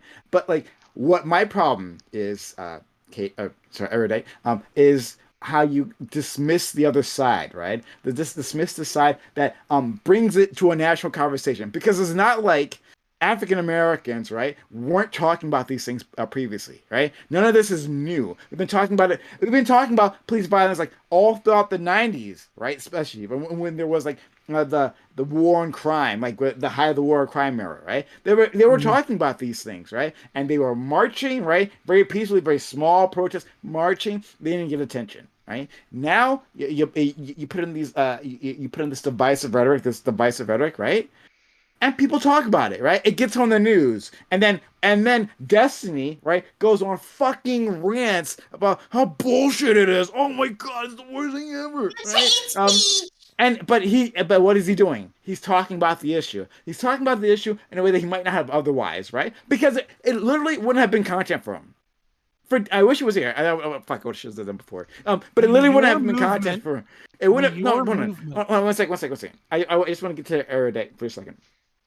It wouldn't have been content from the same way, and that's not to say that he's a bad guy, right? And that he actually doesn't give a crap about like civil rights and the safety of minorities, right? I'm sure he is, and it's something he cares about. But like this inspires conversation, and then we can go from there, right? Once we bring people in, but if you don't, if the conversation doesn't even start, right? Then nothing happens, nothing changes. So that's the room for the agitators. So Erudite, I want to hear what you have to say.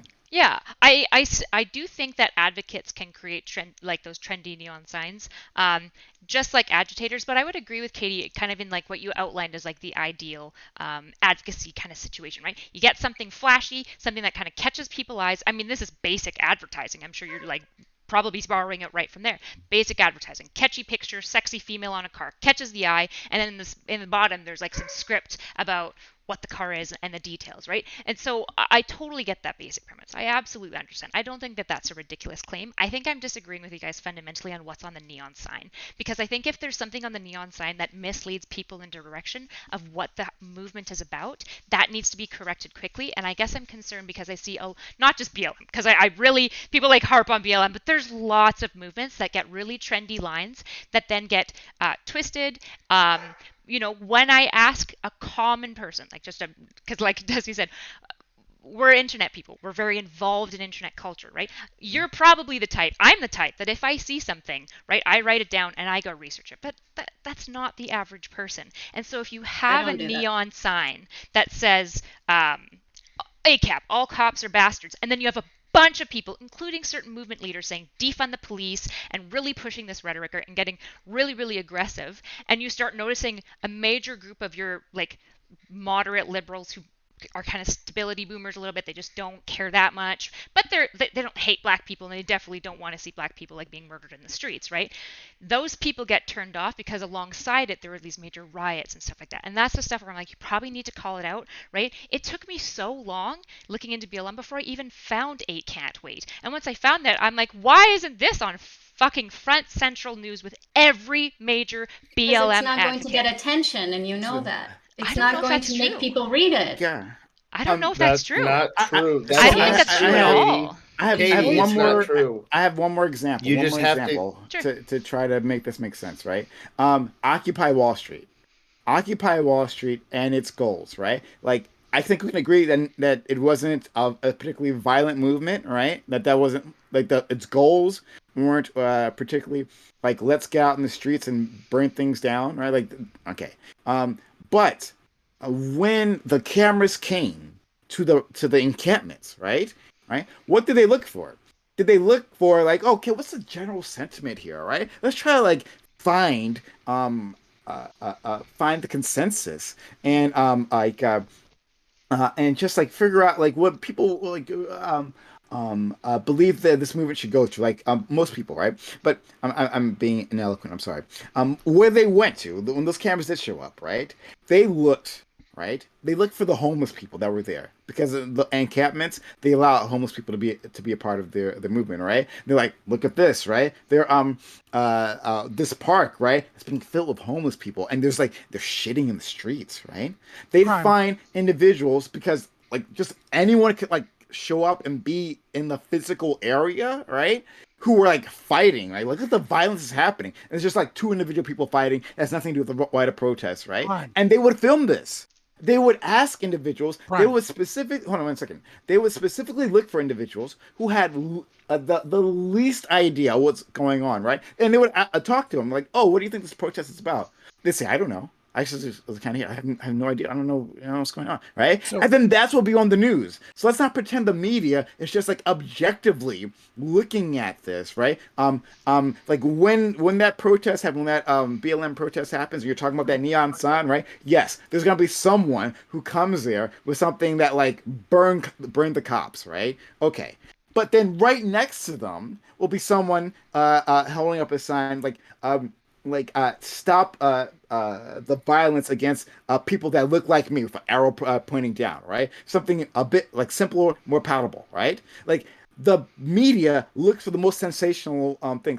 So the fact that those images exist, that will always happen with a protest movement. With a media that's obsessed with maintaining the status quo Prime, this is and just and, not and true from you. sensationalizing, And then I it's just going to be also- what it I have is. to call you out. Done. I have to call you out. What killed Occupy Wall Street?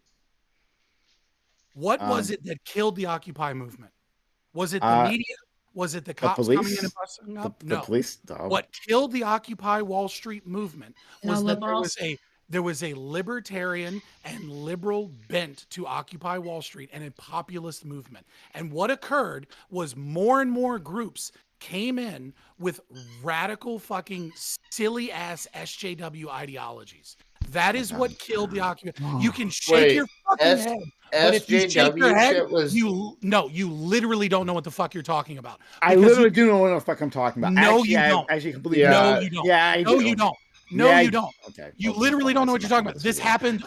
This happened in almost all of the fucking all of the Occupy movements. It happened in Austin. It happened in New York. It happened in Las Vegas. So it can we happened in, agree it's SJW's fault and move Yeah. on? No, what I am saying is that the messaging was able to be poisoned by bad philosophy and by leftist infighting. That is what took down Occupy movement. It You guys pushed think you out have no libertarians. They pushed out Oh, the I know exactly what the fuck I'm talking libertarians are gone. Oh no, the libertarians. What would we do about the Oh, fucking no, you libertarians? fucking Who movement would have crashed known? and The burned, libertarians and aren't here nothing anymore, happened. right? So go where You the achieved libertarian goes, nothing so because goes of the it. country. The what? libertarians are Yeah, gone. but Amazing. Occupy Wall Street Second of all, it didn't this accomplish bullshit- anything. Prime. This bullshit lie that you're trying to promulgate, that the ideas behind the way the media treated Occupy Wall Street and the way the media treated BLM protests are somehow the same or equivalent is just patently fucking absurd. The media was coming out and saying, oh, you can't get coronavirus if you go to a BLM protest. That's not how coronavirus works. And then 2 weeks later, anti-lockdown protests were like wrong and immoral because these people weren't wearing masks. And actually everyone at BLM was wearing masks. There's literally people talking all over about the place. peaceful protests standing in front of burning fucking buildings. Oh, The media boy. absolutely disparaged any right-wing protests against the mandates and lockdowns and absolutely supported and cheered on violent protests for over a fucking year. Okay. So hang on. Erudite, when you talk about what's on the sign, I understand what you're saying, right? It's just the thing that I'm having when you're saying it matters what's on the sign because the sign is going to send people to the wrong like direction. Just it sends Is them in a direction. That's all I'm saying. It obviously is going to send them in a direction. That's all. But my argument is that the people are stagnant and that there's a status quo that isn't working. So I don't care what direction the sign takes them because the sign is going to meet different people differently. And whatever people I can get is more than I had before the sign existed. But if the sign isn't catchy enough, if the sign isn't like neon enough, then people are going to walk past it. And I don't think we disagree on that. And another just yes, no? Like sort of. I'm not fully convinced that you couldn't have found a way to make police reform or eight can't wait or any sort of like more like legitimate policy changes more palatable. I certainly couldn't because I fucking suck at like naming things and making them catchy. But some people are really, really good at that, right? And so I'm not Okay. fully convinced that we couldn't have found a better neon sign. Yeah, and I understand. we were talking And about large scale agitation.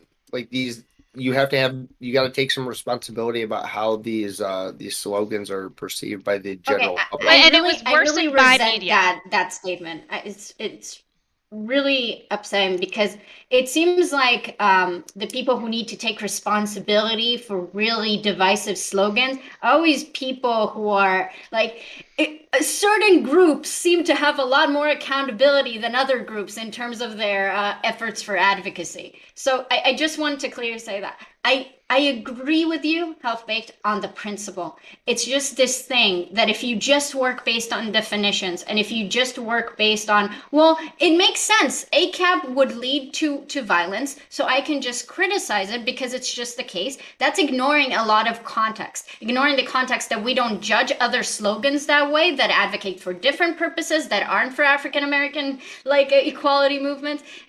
History of racial relations in the United States, it's just a lot of things that are not being taken into account. Trust me, I'm big on just like saying, I don't think the distinction you're making makes sense because definitionally those things are the same. But context does matter. There is an added element to it. So I need to say that. But so Erda, it's possible. Like I'm not disagreeing with you. I don't think ACAB is the best.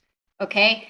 I don't think toxic masculinity or white fragility are the best things either. Although white fragility came from like academia, so that's a bit different, right? But the other point that I want to bring up that we haven't really talked about is how you get that criticism for any slogan. Oh, Me for Too sure. got that criticism. Toxic masculinity gets this criticism. ACAB, BLM, whatever slogan you're putting out there, if it's grabby enough and if it's neon enough, someone is going to say, that's a really bad slogan. You should have come up with someone better. And I suck at names too. So maybe there was a better thing than ACAB, but I think the fixation on ACAB as like, that's the problem is it seems, and I'm not saying from you or from Health Bake, because I don't think you are the type of people, but That's me. I think that liberals and centrists, instead of focusing on criticizing how ACAB is divisive and helps to violence and is like hate speech, you talk about being good advocates. So now it's your job to see ACAB, understand the context, the frustration, the fact that it's just a neon sign, and then translate it. You are our liberals. You are our saviors. Talk to the conservatives. And again, we set you up with a nasty card because you have to defend ACAB and it's not very pretty or nice. But you can do it, Erudite. You have the brain the destiny like. I'm sure you can do it. I couldn't. I don't have the brain. I gotta get out of here. Thank you, PrimeCayes, for having Why, me. why don't we wrap it up any which way? Why don't we give it a proper outro? Right, we'll start with you. Oh, Okay. all right, fair enough. Yeah, we'll do a proper yeah. outro. And Twitch before spot- you do, before you do, 1 second. Calm down. I'm To calm. my audience, right? If you've been enjoying this content, stick around, hit that follow button right now, make sure notifications are on so you know I'm going live. We do 6 nights a week. We got a lot of content for you. In fact, the content's going to continue. We're going to go to Open Walk-On panel. Open Walk-On panel where you, guests who's sitting at home, may participate. Join Discord server and go to the robot waiting room so you can be let in. If you want instructions on that, exclamation point open in chat to be a part. of it, right? It's just what I just said. So be a part of that. Exclamation point open in chat. Oh my God, my keyboard's fucking freaking out on me. And also exclamation social to find my social media. I have Twitter, right? Be a part of the Twitter, right? Like that's where I let you know things are happening. So jump on there. Discord is a heart and soul of the community. So we're gonna have the open panel in just a second, right? So stick around and jump on that Twitter. Be a part of the community. We'd love to have you. YouTube's where fun and thoughts. If you missed anything, right? If you missed any part of me ass blasting Destiny, right? Well, then YouTube is where you'll find it. Like, comment, and subscribe. Okay, great. Thank you so much. Really do appreciate it. Now, we'll give an outro to my amazing guest. We'll start with my man Scott. Scott, I love fighting you. Scott, you're. I Yeah, told you. I'm here. So, I am Scott from Fabian Liberty. We're a duo anarcho-capitalist Twitch stream. Do a lot of debates out here and fun stuff like that. It was a fun night. I came here with an overarching message that no one on the panel seemed to want to engage with or understand. Whoosh. Just like the leftist den that it is, they wanted to argue about terms and what is and isn't hate speech. And anytime they get dunked on, they just pivot to a new discussion because they realize that they're wrong. But hey, at least Destiny puts up a good fight with his poor logical fallacies and his pivoting, and you get to call him out on his bullshit from time to time. But it's Sneaky. fun. You can always have me back. Thank you so much, and see you around. I know you guys love To to see you again, I love you, Scott. buddy. I do. You're great. Okay, so I'm gonna give an outro to everyone else. Remember, to my audience, we still will have content coming up for you, right? Despite everyone more content. Next, we'll go to Katie. Katie, so Uh, happy to have you here. You are hi. amazing. Aw. I'll tell you more about how amazing you were later on because I don't have time to tell you how great you were. So Okay. Katie, I because you're great at me. So Katie, let's go ahead. I'm gonna do this thing and fight against the socialization I was given as a child, and I'm gonna promote myself. I have a podcast, and we talk about dumb stuff and life and shit. And I'm gonna plug it into chat, and I'm going to go bury myself in the sand or something. And I had a lot of fun. Remember, I was an educator. I can also make nuanced takes. I know it's hard to believe, but it's the truth. And there you go. Yeah, thank you so much. All right, yes, stick around until we're done here. And next we got half baked takes. It was really nice having you here. Right, We I really spoke all appreciate. over him.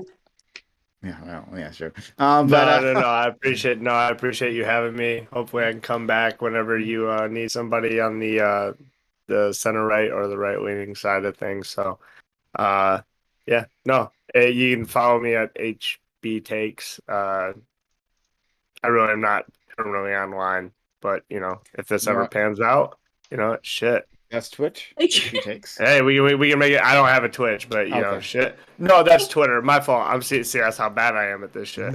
But I don't even have a Twitch. So if this pans out, maybe we'll make one. But Okay, so here's what you need to do, right? Because Katie's also pretty bad at this. Katie and Hot Bake, you actually have to put the link that you want people to follow you at in the chat so people I can. put Yeah. it in. where? All Uh, right, I oh, got you. I where was it? got I you. don't see your link. Oh I no, you put did. it. I'll put it again. There you In go. the Put it Discord. many In times. Do it Discord. again. No. Well, you could do it there too, but you can also just do it in my Twitch chat, so people can hit you up, right? Yeah. Got you. But thank Got you, you. Happy Got you. Takes. Much appreciated, Thank you, right? man. Erudite's not gonna make the same mistake. So not so erudite. Thank you for coming through. You were a lot of fun, all right? You really are a liberal, right? I was like questioning because when we talked, you were like, I'm not exactly sure where to place myself. I'm kind of all over the place, right? And I'm like, okay, find out.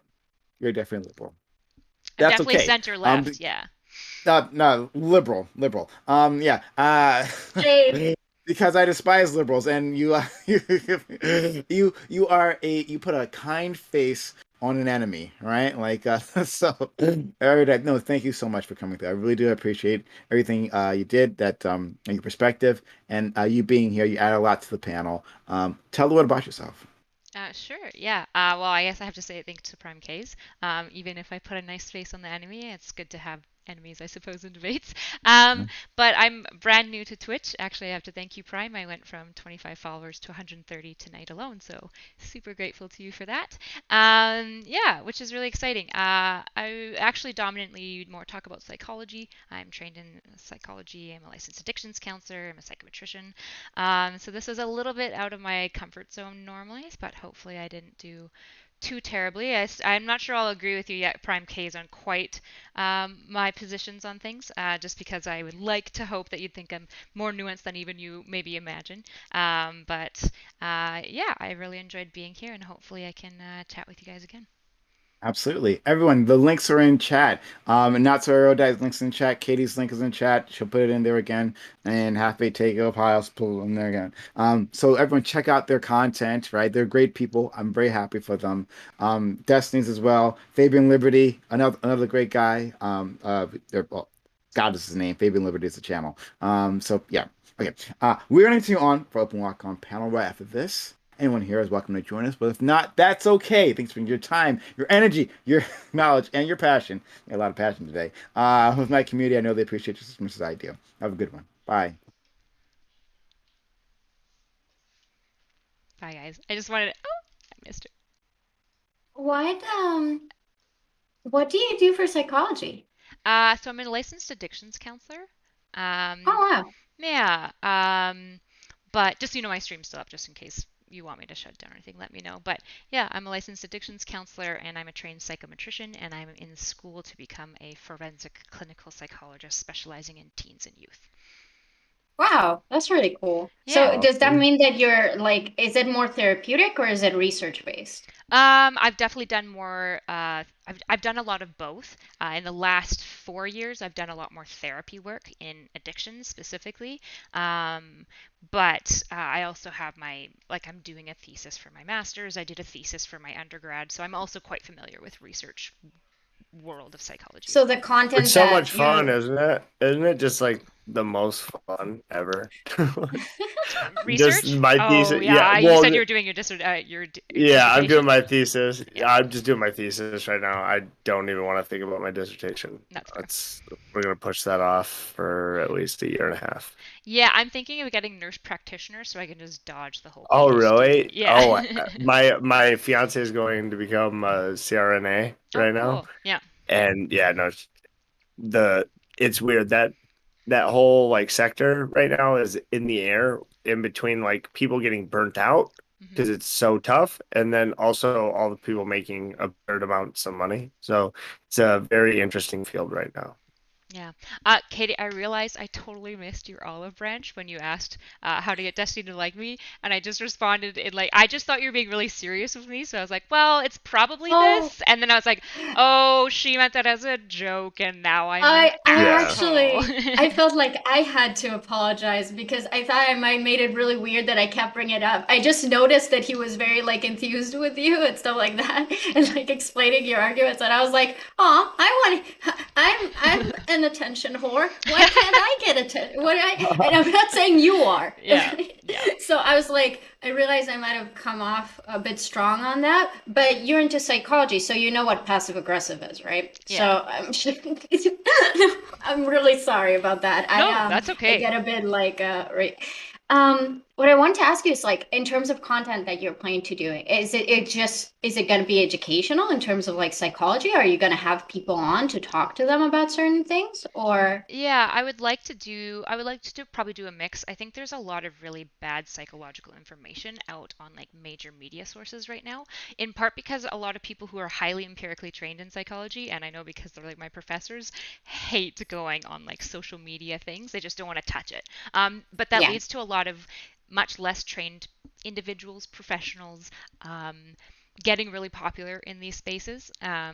and then really bastardizing the science. And it's really frustrating because then it gets like weaponized. And I think mental health is actually really, really, really important, obviously. And So you're so, talking more about like from the perspective of like the science and less like because what I get most upset about is that how common it is to use labels like manipulative and yes, narcissistic yeah, and like gaslighting and all this crazy terminology that lay people just don't understand what it means or how to use it. And I get that you need to justify things to yourself and make you feel better, but it's like, I'm sorry, just because things didn't go your way doesn't mean someone manipulated you, and that's not how Yeah. the world works. And Yeah. honestly, hot take, I think people manipulate each other all the time. I don't understand how that became like such a negative label. I Yeah. like manipulation in the sense of like something systematic and very like abusive is different, but I feel like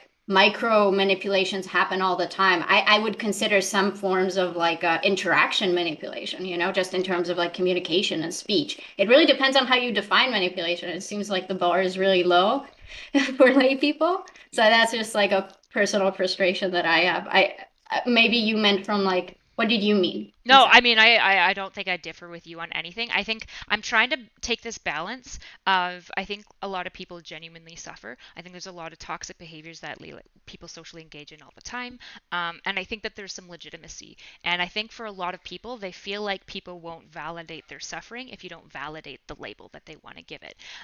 Yeah. Right? I think I think Destiny talked to a psychologist who said, like, where did the dicks and the assholes go? Right? And I think that's something that we need to like bring back in more, not because you aren't suffering, but because if you like dilute a word to the extent that anyone is a narcissist, then when you actually have like clinical cases of narcissism, everyone thinks they're just like everything else, right? And it's like when you have Yeah. clinical levels of Everyone is narcissism, an abuser now. right, if you have clinical levels of sociopathy, those are really, really dangerous individuals, right? And I'm not saying that you can't be along this gradient of like toxic behavior, but I really try to reserve clinical labels for clinical things. But psychology is really fucked up because we borrow clinical labels from common parlance, like depression, right?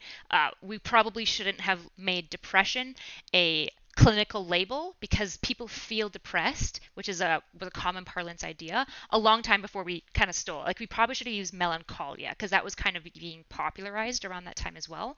Melancholia might be a better label for like major depressive disorder, just because Really? feeling depressed and melancholia, like extreme major depressive disorder where you're cyclical in your depression, is just the level of treatment that you need for somebody in this category is way more intensive than somebody in the pre-subclinical category. Not that Yeah, there's no I suffering agree when with you feel you. depressed. Obviously, that's Yeah. fucking you feel depressed. That's fucking horrible. But the treatment's different, Yeah, and I use diagnoses to inform treatment. absolutely. Yeah. That's actually interesting that you said that because I remember my therapist, like when I was a teenager, talking about melancholia, and I don't know why it ties to me in my head with like people who are chronically suicidal, for example, Yeah. and how like the understanding of suicidality and like and for like individuals who are not clinicians obviously and are not really part of the field, like like people who are chronically suicidal really don't fit into a lot of the things people talk about like in common discourse when they discuss suicidality. And I feel like I know it's not a big demographic, but it is something that is like personally kind of like disturbing for me. I think there are a lot of stuff like that are just really lost. Yeah, I just think overall, It's like, unfortunate. I'm glad that advocacy has gotten mental health into like common parlance, but it feels like it's led to a lot of more harm than good because there's a lot of people like creating labels for themselves, and the problem is like our brain is malleable enough that you can like convince yourselves into things, Yeah, and so it's not me saying they don't literally have those diagnoses. Sometimes they literally do develop them. I've literally worked with clients who were not a certain I won't divulge even their diagnosis, but weren't a certain diagnosis, and then they really convinced themselves that they were, even though like every time we that's tested it awful. it really wasn't the case. And then 2 years later I saw this client again, and they were now fully diagnosable for a really severe mental health disorder. And you could be like, well, it's because she didn't get the adequate care, but it's like I'm really rigorous on like testing, like really, really rigorous. So I think that scares me a little bit, and I don't want to like. I'm trying to figure out the right rhetoric to say the suffering's legitimate. There's absolutely biases in with psychology.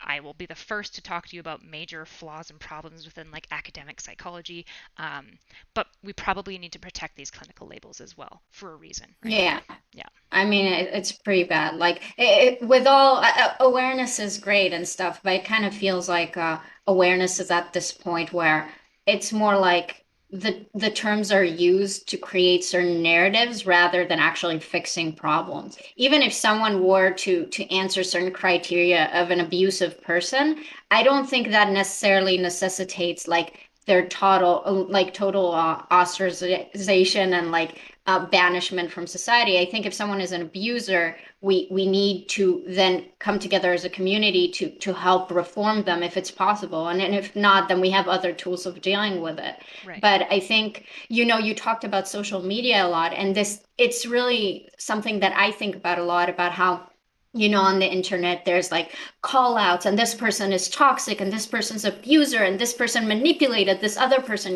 The topic number one that we were supposed to discuss today, I read a little bit into it. And I think because there is no way to legally enforce bad behavior in the age of like social media, that like two people just have an interaction and it's negative, but it doesn't cross the threshold to like legal action, then people need to feel like they have a recourse, that they're not just being hurt for no reason. But then it creates this whole like mob mentality and this really weird thing with calling out, and here are my DMs, and this person is definitely manipulative, and this person's a liar and abuser and all that stuff. And it's just really, I think it's just really sad, Yeah. um Yeah. I'm sorry I went on this tangent. It's just, you said you were into psychology, and I was like, have me on if you ever gonna have people on. I love psych. Yeah, for I sure. actually, Absolutely. yeah, it's one of my personal interests. In fact, I have friends tell me all the time I should stop like psychoanalyzing them. And Well, if you get into psychology, even if you're not doing that, they're going to start telling you, they'll be like, oh, are you using psychology tricks? And I'm like, empathy's not a psychology trick. It's just empathy. you know, I try my I best was not to use actual like therapist skills, but the problem is that like a lot of therapists are just like trained to be the best friend you could ever ask for. And so it's yeah, like, to what extent are you like therapizing your friends? It's really muddy. Probably don't get yeah. payment from them. I would say that's a pretty clear line. But yeah, it's I guess definitely. it would mean like in terms of interventions, when is it just saying your opinion to a friend versus like trying to get them on what you think is the right recourse and stuff like that, and Yeah. that crosses like certain thresholds. That's Yeah. a really interesting like ethical conversation. But what I want to tell you, if you don't have to go or something like that, Yeah, I got to miss. um, Just I want to make sure you know again. I am streaming this conversation, so just before you like tell me something, I just want you to know that I'm streaming it because I oh can no, shut it down if you don't want me to. I would no, continue it's talking to you it's all otherwise. good. I heard you the first time, so I'm Okay. fine, and I keep that in mind. I was watching actually Destiny talking to Mr. Girl, like some video that went on, and they were talking about therapy. They were talking Yeah. about Dr. K, Mm. and then Destiny was talking about how some people don't need therapy, and therapy is just like to give you tools if you can't deal with things yourself. And I'm like, I'm sorry, I don't think you understand what therapy is. That's not the only thing therapy is for. I get that that's like the general notion of it. And then Mr. Girl, I understand that he has a degree in psychology, but I don't really understand. So he was actually talking, he wasn't saying it like that, but he was talking about like corrective experiences and like giving empathy and just having someone who's unconditionally there for you in a consistent way and stuff like that. Yeah. But he wasn't explaining like the psychological benefits of that and like what therapy is actually meant to do. It's really interesting because I'm the kind of person who says that everyone can benefit from therapy. Yeah. Like Wasn't so I don't damn see any expensive. reason. Yeah, Yeah. that's for sure. I Yeah. guess an ethical question that I'm really interested in, it's like, because we have people who are high functioning, Yeah. and then we would say that they don't need therapy because they're basically like they're doing well. But I feel like I not to psychoanalyze Destiny, for example, but it was interesting to watch Mr. Girl talk for like a solid hour about how Destiny doesn't have trust in people and how he's really closed off and distant and how he seems to be so used to like being betrayed in a way. And then them talking about how he doesn't need therapy because he's doing well in life. And it's kind of like, well, you deserve as a person to have like the ability to have trust in people. It's not like a good psychological place to be in when you feel like the world is against you. I was saying as like an extremely pessimistic person, and I knowing how detrimental it is to mental health, right? Yeah. I know it's just really interesting to talk about. Yeah, I I think mean, I with think you. I think it's tricky. Because here's the thing, right? First of all, it's really expensive. So if you are looking to like process life with, to find a therapist that you click with, you can build rapport with, that you feel like they get you enough to give you insights into yourself, it can be a really expensive endeavor. And so there's this element of like, it's hard to say therapy's for everyone because there's obviously this giant paywall. Yeah. And there's also different forms of therapy, right? The form of therapy that Destiny's talking about is definitely the more popular form of therapy. We try to do about 8 to 10 weeks max. We try to give you as many Are you talking CBT. about CBT? CBT, DBT kind of falls into that line. There's a postmodern form of therapy that the name of the theory orientation is I'm escaping me. actually I know CBT is very helpful to certain things, but like as a person who dealt with like clinical depression and other types of like personality disorders, I always find CBT to be very lacking. It can only Right. do so much with like the deeper, more intense issues that require those corrective experiences for a long Totally. duration of time and shit like that. Totally. And so the issue is that a lot of people, when they approach psychology, they kind of see it as this monolith of like homogeneity, and they think like, I just need to get a therapist. But it's like you could get a therapist that has a CBT orientation or existential or a psychodynamic orientation, and the therapy you're going to receive is totally different. And so, like, what you're saying of like, well, CBT didn't work super great for my depression, right? There's a lot of therapists who never mention really basic things like, if I have a client with depression, my first three is make sure you're exercising 30 minutes a day. I know it doesn't feel like it's doing much, but it will give you those brain juices that you need. Make sure that you've got your gut in order. So make sure you've like seen a doctor, seen a dietitian, seen whoever you need to like make sure that you don't have really bad gut issues, because a bulk of your serotonin comes from your gut. And make sure you do your best to get on a really regular sleep cycle, waking up and going to bed at the exact same time, because those are really, really effective, really like kind of basic interventions. They're basic, but they're really hard to implement, right? Yeah, especially if you have depression. Especially, and that's part of the key, right? Is when you work with a therapist. I find a lot of therapists, not all of them, because like I said, they're so diverse. I find a lot of therapists that I've worked Yeah. with never even mention the biological elements of just like physical health. But obviously, physical health is directly tied to mental health. We know this because there are neurochemicals and all these things going on. But it's not Yeah. the only thing, right? So I'm kind of like, those are the simple things to exhaust, right? But if you're like decently healthy, you don't have like major gut problems, right? I'm like not going to ask you about like your digestive movements, but I like, if those are decently regular, stuff like that, right? Then of course we need to explore other things, but also the client has to decide, because a big part of therapy is that it's the client's journey, right? And so if they're like, well, look, I don't really want biological interventions, the therapist has to say super fair. Yeah. What do you want? And if Yeah. they're like, well, I want CBT. If your But therapist is people not trained don't in even know CBT, that, right? don't give it. Yeah, and people don't know these things because, again, psychology has done a good job of like propping into social media like the realities of mental health, which is definitely good, right? It's reduced stigma, stuff like that. But the nuance of what psychology is, most people don't even realize, right? Like when I tell people that there's a difference between a psychologist, a clinical psychologist, and a psychiatrist, it like blows their minds, right? And they're like, wait, what? Yeah. And I'm like, oh yeah, a psychiatrist is a doctor, a medical doctor who's got about 4 to 6 years specializing in mental health, but particularly in pharmacology, because at least in Canada, they're the only ones that can prescribe, although nurse practitioners can now also prescribe in most provinces, right? A psychologist and a clinical psychologist, like, well, what are the difference there? And it's like, well, it depends kind of where you live in part. But the theoretical orientation of the training tends to be a little bit more different, right? Psychologists generally, like general psychologists, tend to be more trained in the art of humans. They're often trained in more humanistic styles. They're probably going to be more likely to use psychodynamic. But the lines between a clinical psychologist and an actual psychologist are super blurry, because lots of clinical psychologists do those things. But generally, we would say like a clinical psychologist usually has like a scientist practitioner model, whereas a lot of psychologists have perhaps like a scholar practitioner level. So they're more engaged in theories than they are in like science and data, which doesn't I mean that they're think better there's or also worse. like It's just different, right? I think there's also like this thing where people just think that the field of psychology is basically therapy, and they don't understand that those two things are separate. There's I don't know if you know him. He blew up online during Corona. He's called Dr. Honda. He has a podcast, Psychology in Seattle. I watch him a lot, and he talks a lot about this frustration that people like general like common discourse, they think therapy is okay. I go to therapy and then they'll fix me.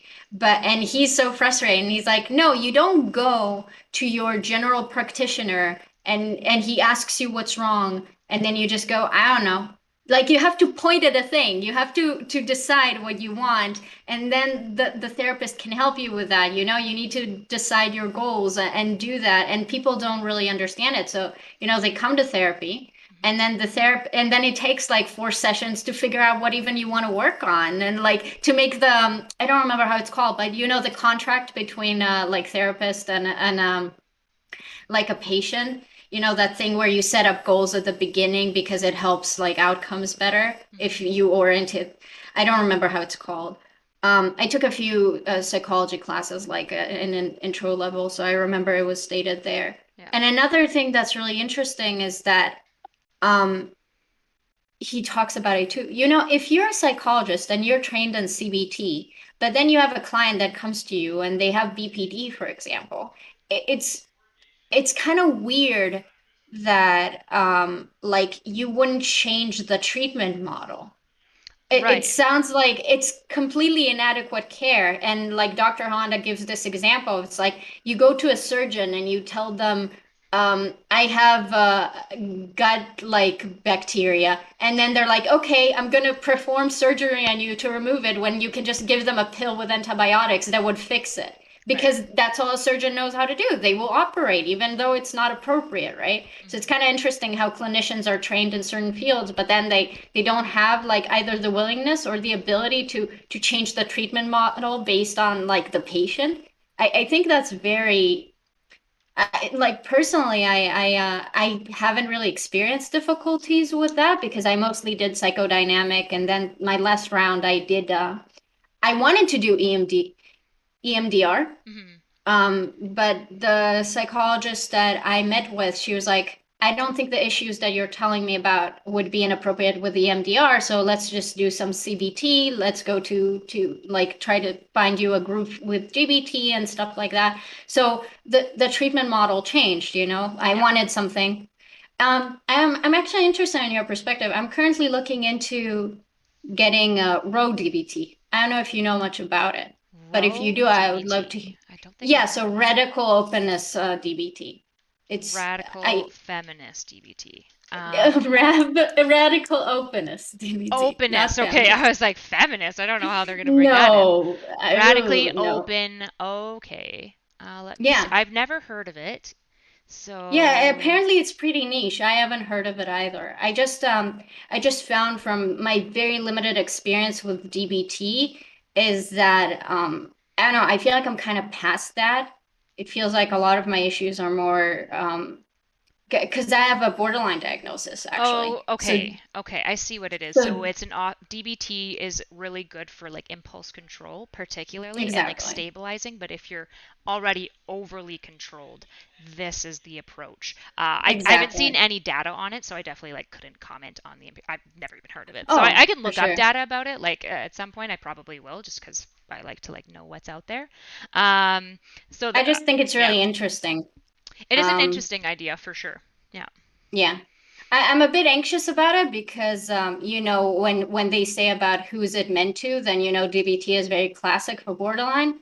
And when they talk about radical open DBT, it's more like anorexia nervosa and Yep. other types of like anxiety disorders. Yeah, high Um, control, obsessive compulsive stuff like that. Yeah. yeah, it's I don't know. I'm gonna get a like an assessment meeting and see what the guy says. I hope he will be honest enough to maybe say, I don't think this is for you, instead of just like dragging me on this journey just for the money, you know? It's either like the person is ethical or they're not. I'm hoping they are. Yeah. Um, maybe you could give me advice. I don't know if you're allowed to do that, but so Like I legally, have I can't give you advice, but I can like talk to you about like where you're at and like okay, I'm get sorry. explore I'll phrase it options. Yeah. differently. No, no worries. um, so I was diagnosed when I was 15, and usually when I start new therapy rounds, I tell the therapist like you know in the assessment meeting that I have the diagnosis for like borderline, and I'm actually thinking about not doing it this time. Just because I find that sometimes it could Stigma. be, I don't know, I'm interested in getting a fresh perspective, I because can I do tell have you the questions. experience as a practitioner. Please do. So when I worked at the treatment center, it was for women with addictions, but it was really long-term recovery. So they stayed up to like 2 to 3 years. And while we did both intensive like addiction, behavioral modification work, because we were dealing with women who are oftentimes they came to us instead of being incarcerated, they had lost their kids, they were homeless. So like pretty like really really severe on the scale of addictions. We were kind of like they don't know where else to go because ours is a pretty strict program, right? So like people don't opt for the high strict programs unless they have to. Um, and so anytime we got a new client and they'd report like, hey, this individual has BPD, generally there's kind of a couple reactions. Some practitioners really, really like working with BPD people, but generally we recommend to have only a certain number on your roster list. And the tricky thing is it's like we just kind of tend to believe the diagnosis that the client presents from a doctor because ethically what else do we do basically, right? Like we can't have every client coming in and being like this is what I have and we're like no you don't, right? Because that's like the most invalidating Yeah, thing that you can do. yeah. um and so it really depends on like if somebody's specialized in BPD they're not going to balk at all, right? Really new practitioners might balk because you kind of hear that they're like really difficult clients. Obviously in an addictions field where you're dealing with addiction and then BPD on top, because of the instability that's inherent to the diagnosis, right? Emotional volatility and stable sense of self, on top of addictions, which just exacerbate all sorts of mental health problems, it can just make BPD clients more unstable in their sense of self, right? They're going to jump more quickly from different moods and kind of perspectives of the world in large part. And so, as the therapist, your job is to kind of be constantly grounding them and bringing them back. And it just is the reality is, it is more emotionally taxing usually, but it also depends, right? Like I'm a practitioner that if I hear a client has GAD, I do my best to like I try to avoid it because I find women with high anxiety trigger me I don't because of my remember relationship. what's Generalized GID. anxiety disorder. Oh, okay. Because I mostly read about personality disorders. So, Yeah, yeah. that's Okay. fair. So somebody who's like really, really high in generalized anxiety disorder, I tend to like err away because of like just my own personal past with those people in like my intimate circle. I find I'm gonna have like I'm going to probably be quicker to project onto them. I'm going to lose my Mm. patience more quickly. Whereas, like, the reason I'm going into forensics is because, like, ODD gang boys, I don't know why, but they'll be, like, screaming at me profanities, and I'm just like, oh, like, precious dear heart, you know? Not that I have no boundaries with them. I just really enjoy my work with them. I don't super get worked up. I don't get distressed, even. Like, I'm just like, man, whatever. And it just doesn't really bother me. I also really enjoyed my work with clients that I had with BPD in the past. But there's definitely a marker of being like, I wouldn't want a full roster of BPD just because, especially with the clients that I had who were detoxing. Gonna get very I mean, draining. imagine detoxing on top of having BPD and like significant trauma and all these things. Like, it's Yeah. just a very complex case. It just gets tiring because once you're dealing with somebody with like BPD and addictions, I think it's really important. It's a Marsha Linehan thing, but usually the first couple of weeks in DBT treatment, they try to offer like 24-hour access to your counselor in some ways because they recognize, especially if you have trauma on top of it, that your trauma already makes you emotionally up and down. And then if you add on top of that BPD, it's going to exacerbate that up and down, and you don't want them to do something that's really risky to themselves or others, right? And in the Yeah. case of addiction, our biggest fear would they leave and end up like discharging themselves to homelessness or discharging themselves to incarceration. And so, Yeah. because of the just level of availability that you need for some of these clients, we try to balance that. But I think like, does BPD get a bad rap? Yeah, because I actually like really enjoy it. Like some clients I'm still in contact with have BPD, and we have established great relationships, and we like navigate it really well. Where I just have like certain boundaries. So I I'm actually really, not very yeah, worried about the bad rap, even though I know it's an absolutely a thing. okay, I'm more worried. I'm just not. I used to be very confident about my diagnosis, but now I have a lot of, I guess, alternative theories. And obviously, I oh, I can't see, diagnose myself. yeah, But I would like a fresh perspective. Like just the fact that I was diagnosed in 15 for some therapists, just that piece of information of like diagnosing someone when they're a teenager can be in itself problematic, you know? Well, you're And not I'm supposed to. 25 now. You're not Yeah, supposed to diagnose a exactly. personality disorder under 18 ever. Yeah, I exactly. had a teen client that was so obviously BPD, like she was really severe in BPD, and we still didn't diagnose her until she turned 18. Once she turned 18, she was through the charts on all of them. But you really got to be careful with teens because they change so much. Yeah. I think like that diagnosis at that point, it was like helpful in many ways. But now and we have talked about like the dangers of self-diagnosis and stuff like that. Yeah. I have other options like I'm really considering maybe it's just like autism. But you know, autism with women is harder to diagnose, and Yeah. there are definitely other issues. There is trauma. I have like a list. There's like CPTSD that, or autism, or just like highly sensitive person with like just a fearful attachment style. I thought I was preoccupied for like Yeah. most of ever since I learned about attachment theory, right? And then I broke up with my boyfriend at the time. We were together for like 3.5 years, and I started dating someone, and I was like, why am I so cold to this person? Why am I so distant? I'm like, fear for like 5% of the population. There's no way I'm fucking fearful. And then I Yeah. looked into it just a little bit, and I'm like, oh, this might be it. This is so much worse. It's like it's the worst of both worlds kind of a thing. Yeah. But yeah, it's a lot of self-diagnosis going on. I'm not really worried about like the official titles. I use like those clinical terms.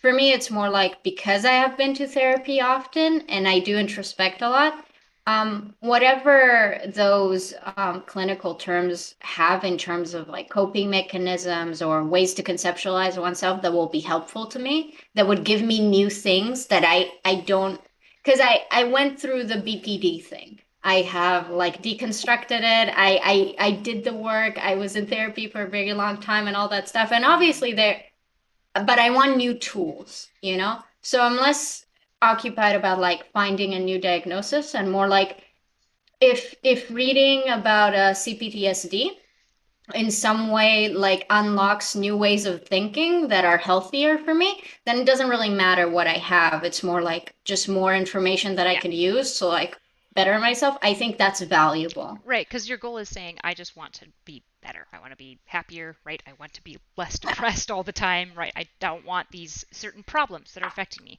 And the purpose of a Yeah. diagnosis purely and solely should be to inform treatment, right? And so if you misdiagnose, you're going to mistreat. That's why there's a big issue I have with a lot of psychology people on Twitch I've seen or on YouTube would be like, diagnosis is really easy. No, it's fucking not. As a No. psychometrician with psychology, we barely understand the brain.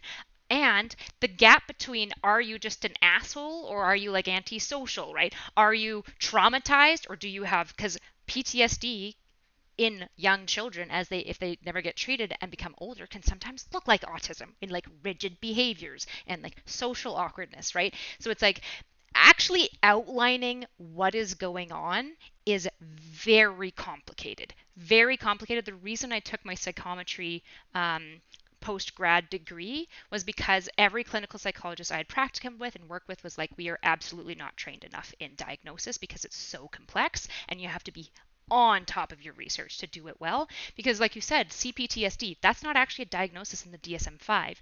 There probably needs to be some sort of diagnosis for people who've had childhood trauma, grow up with a lot of basically like weird attachment stuff. They've developed like certain behavioral patterns that serve a purpose when they were young to kind of help them survive and function. But when they move into maybe more of like normal society, becomes dysfunctional, right? Because abusive relationships in childhood don't look like healthy, secure relationships as an adult with other adults. And so Yeah. it's like we don't have a diagnosis for this, in part because depending on how old you were when the abuse happened, what type of abuse it was, your self-identity, the symptomology of your childhood experience is different. And the problem is that PTSD doesn't actually look a lot like people who experience childhood trauma. There's a lot of people who've experienced pretty severe childhood trauma that don't develop PTSD. They develop like, I don't know what to call it, than like behavioral dysfunctional patterns that fucking ruin their life. And it's like we need to address that, but we don't know how because it's so hard to characterize things into diagnoses because the brain is an enigma, because psycho like psychosocial functioning changes by culture, right? It changes by personal unshared experiences, shared experiences, genetics. Like it's just so complex. And I can't just crack a human's brain open, stick an electrode in it as when they're like literally 0 years old, put them in a But white how do box you and only expose feel? them to certain stimuli to see what happens, right? Like that's unethical. We can't do that. So we can't even But do how do you causational feel about research. like, because you talk about, for example, these people who went through trauma as like children and then they mature and they have just dysfunctional patterns as like adults. If that's a client of yours and you've assessed that and you understand like the trauma and the dysfunctional patterns, does it matter that we don't have a diagnosis for that? Because that's probably not going to be the same dysfunctional patterns as like another client who had similar like upbringings, right? Or Yeah. are you saying that there is like a large category that we don't have a name for? Yeah, Because we we won't be don't have a able to name for it. Yeah. create definitions for everything. Yeah, absolutely. There's definitely things we just don't have a name for. There are certain things probably happen. There's things that happen in Japan that have certain diagnoses that we don't even use here because we never see the symptomology of it, right? There's even arguments in like the science right now of being like maybe there's actually two major forms of depression: stress depression and biological depression. There's major arguments on like, is narcissism personality disorder actually borderline but just more commonly expressed in men, that men tend to do the narcissism whereas women tend to do borderline? Maybe, right? And like anyone who's getting offended, I'm not saying that these are the case or not, right? The problem is that like Mm. when people say like diagnosis is easy, it's fucking not. It's really complex, and And there's a it's lot of not politics in perfect. diagnosis. Women do get Absolutely. BPD more because they're women, you know? Yeah. A lot of men don't get histrionic, like they don't Yes. get that label. Which is like, is that It's because we're literally called prejudiced? histrionic. Yeah, is that because we're prejudiced against women? Yeah, in part. Is that also because maybe women tend to present psychological distress in a different way than men? That might also be the case. And to what Yeah. extent? And does it differ between like societies? Like if you have a society that's really rigid about what men are, and another society that's really like more like gender broad, and they have like much more vague interpretations of these different gender categories. Now what presents, right? And so it's like we Yeah. don't know, and that's why And like it's the same with autism, right? We yes, don't understand how autism presents in women. That's why it's so hard to diagnose because it doesn't look the same as it does. It's the analogy that is always in my head is kind of like how we understand how heart attack looks on men, but yeah. a lot of women go through heart attacks and they don't even know because we just it's not in the common knowledge like what a heart attack on a woman looks like. I watched Friends, the show, and there's this episode there where it's like a parallel universe where Phoebe is a stockbroker. I don't know how much you know the show. I love Friends, I don't and know it she's well at all. having. Okay, Yeah. well, it's a character there. She's a female character, and she's having a heart attack. And the way they have her have the heart attack, she's having like shooting pain up her left arm and tightness in her chest. And I'm like, that's not how women have heart attacks. That is not the common presentation for it. It's just like because any other way, the audience wouldn't understand because we only know how heart attacks look on men, And then how do you even help women that are having a heart attack if they don't even know how it looks like? We don't know that. Right. And I mean, we're we know, seeing but it's not similar, common. we're actually seeing similar but opposite problems in psychology, where more and more, as more women are getting academia, a lot more women are represented in psychology. We do most of our tests and studies on first to second year undergraduate students in psychology, which is sometimes 60 to 70% female. And so there's certain questions of being like, are the modes of theories and treatments that we're offering right now actually somewhat better for maybe more like feminine individuals rather than masculine individuals, right? And does it even matter, right? Because obviously, I'm not saying no one's going to benefit from anyone's. There's going to be overlap. Yeah. But yeah, these are serious questions. Just a quick question. Somebody's asking what your Twitch is. Do you have a Twitch? I don't have a Twitch. Okay. I'm sorry. No, no worries. um, I've got like five I'm more gonna go minutes to the and then I'm. bathroom real Oh, okay, quick. perfect. I was Okay, gonna say good. if there's any Okay. way, maybe I'll just leave it with, because I should probably get going to bed and stuff too. But in general, I would say like. It seems like you're trying to approach the situation well, which is saying, I'm not trying to self diagnose, but I do want to figure out how to get better, right? That should be the goal of basically everyone. Yeah. Yeah. I want to be happier. I want to be more content in life, right? I want to not feel resting, depression, and dissonance within myself, which I think is super valid for anyone to look for. Just keep like Absolutely. talking and exploring with doctors. Definitely try to just like hear their positions. Doctors and psychologists can be wrong. Absolutely, we can. And psychology is a difficult field. Just yeah, I think like the main thing I'm like pretty strong against is like don't self-diagnose because it's complex. But absolutely, if you get a diagnosis and you're like that really doesn't feel like it fits, you should absolutely get second opinions too. Like that's completely valid as well. And Yeah. so, um, yeah, I would just encourage you like keep exploring No, that. I It's agree. not easy. It sucks. Self-diagnosing, it's unfortunate people do it. I think you can find help with other models that you think apply to you without then saying, I have the diagnosis. So if you read about autism and some of the coping mechanisms like that you read in the article help you, that's great. You should use them. That doesn't mean you have autism, and you probably shouldn't say that to people, but please use them, whatever helps you. It's not an issue. No. You're not allowed to use autism coping mechanisms if they help you just because you don't have autism. That's Right. silly, Yeah. Yeah. you know? Yeah. I had a lot of fun. Yeah, it was I hope super we'll do nice it meeting you. Yeah, again. absolutely. Yeah. Add me on Discord, but I definitely have to run to the bathroom. So to my viewers, I'll be back in like 10 to my viewers. But I am going to go to the Have a good bathroom. night. Yeah, have a good night, Katie. Bye.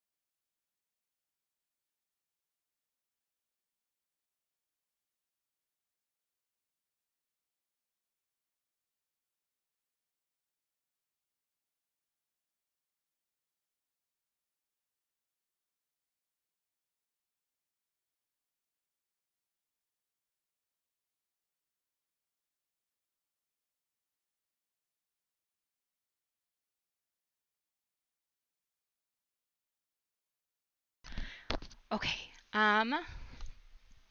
For those of you who did end up sticking around, super appreciate it. I'm probably going to call it for tonight just because I started 4 hours ago and I'm pretty new to the streaming thing, so I got to start working on my streaming muscles. I know I ignored a bunch of you in comments.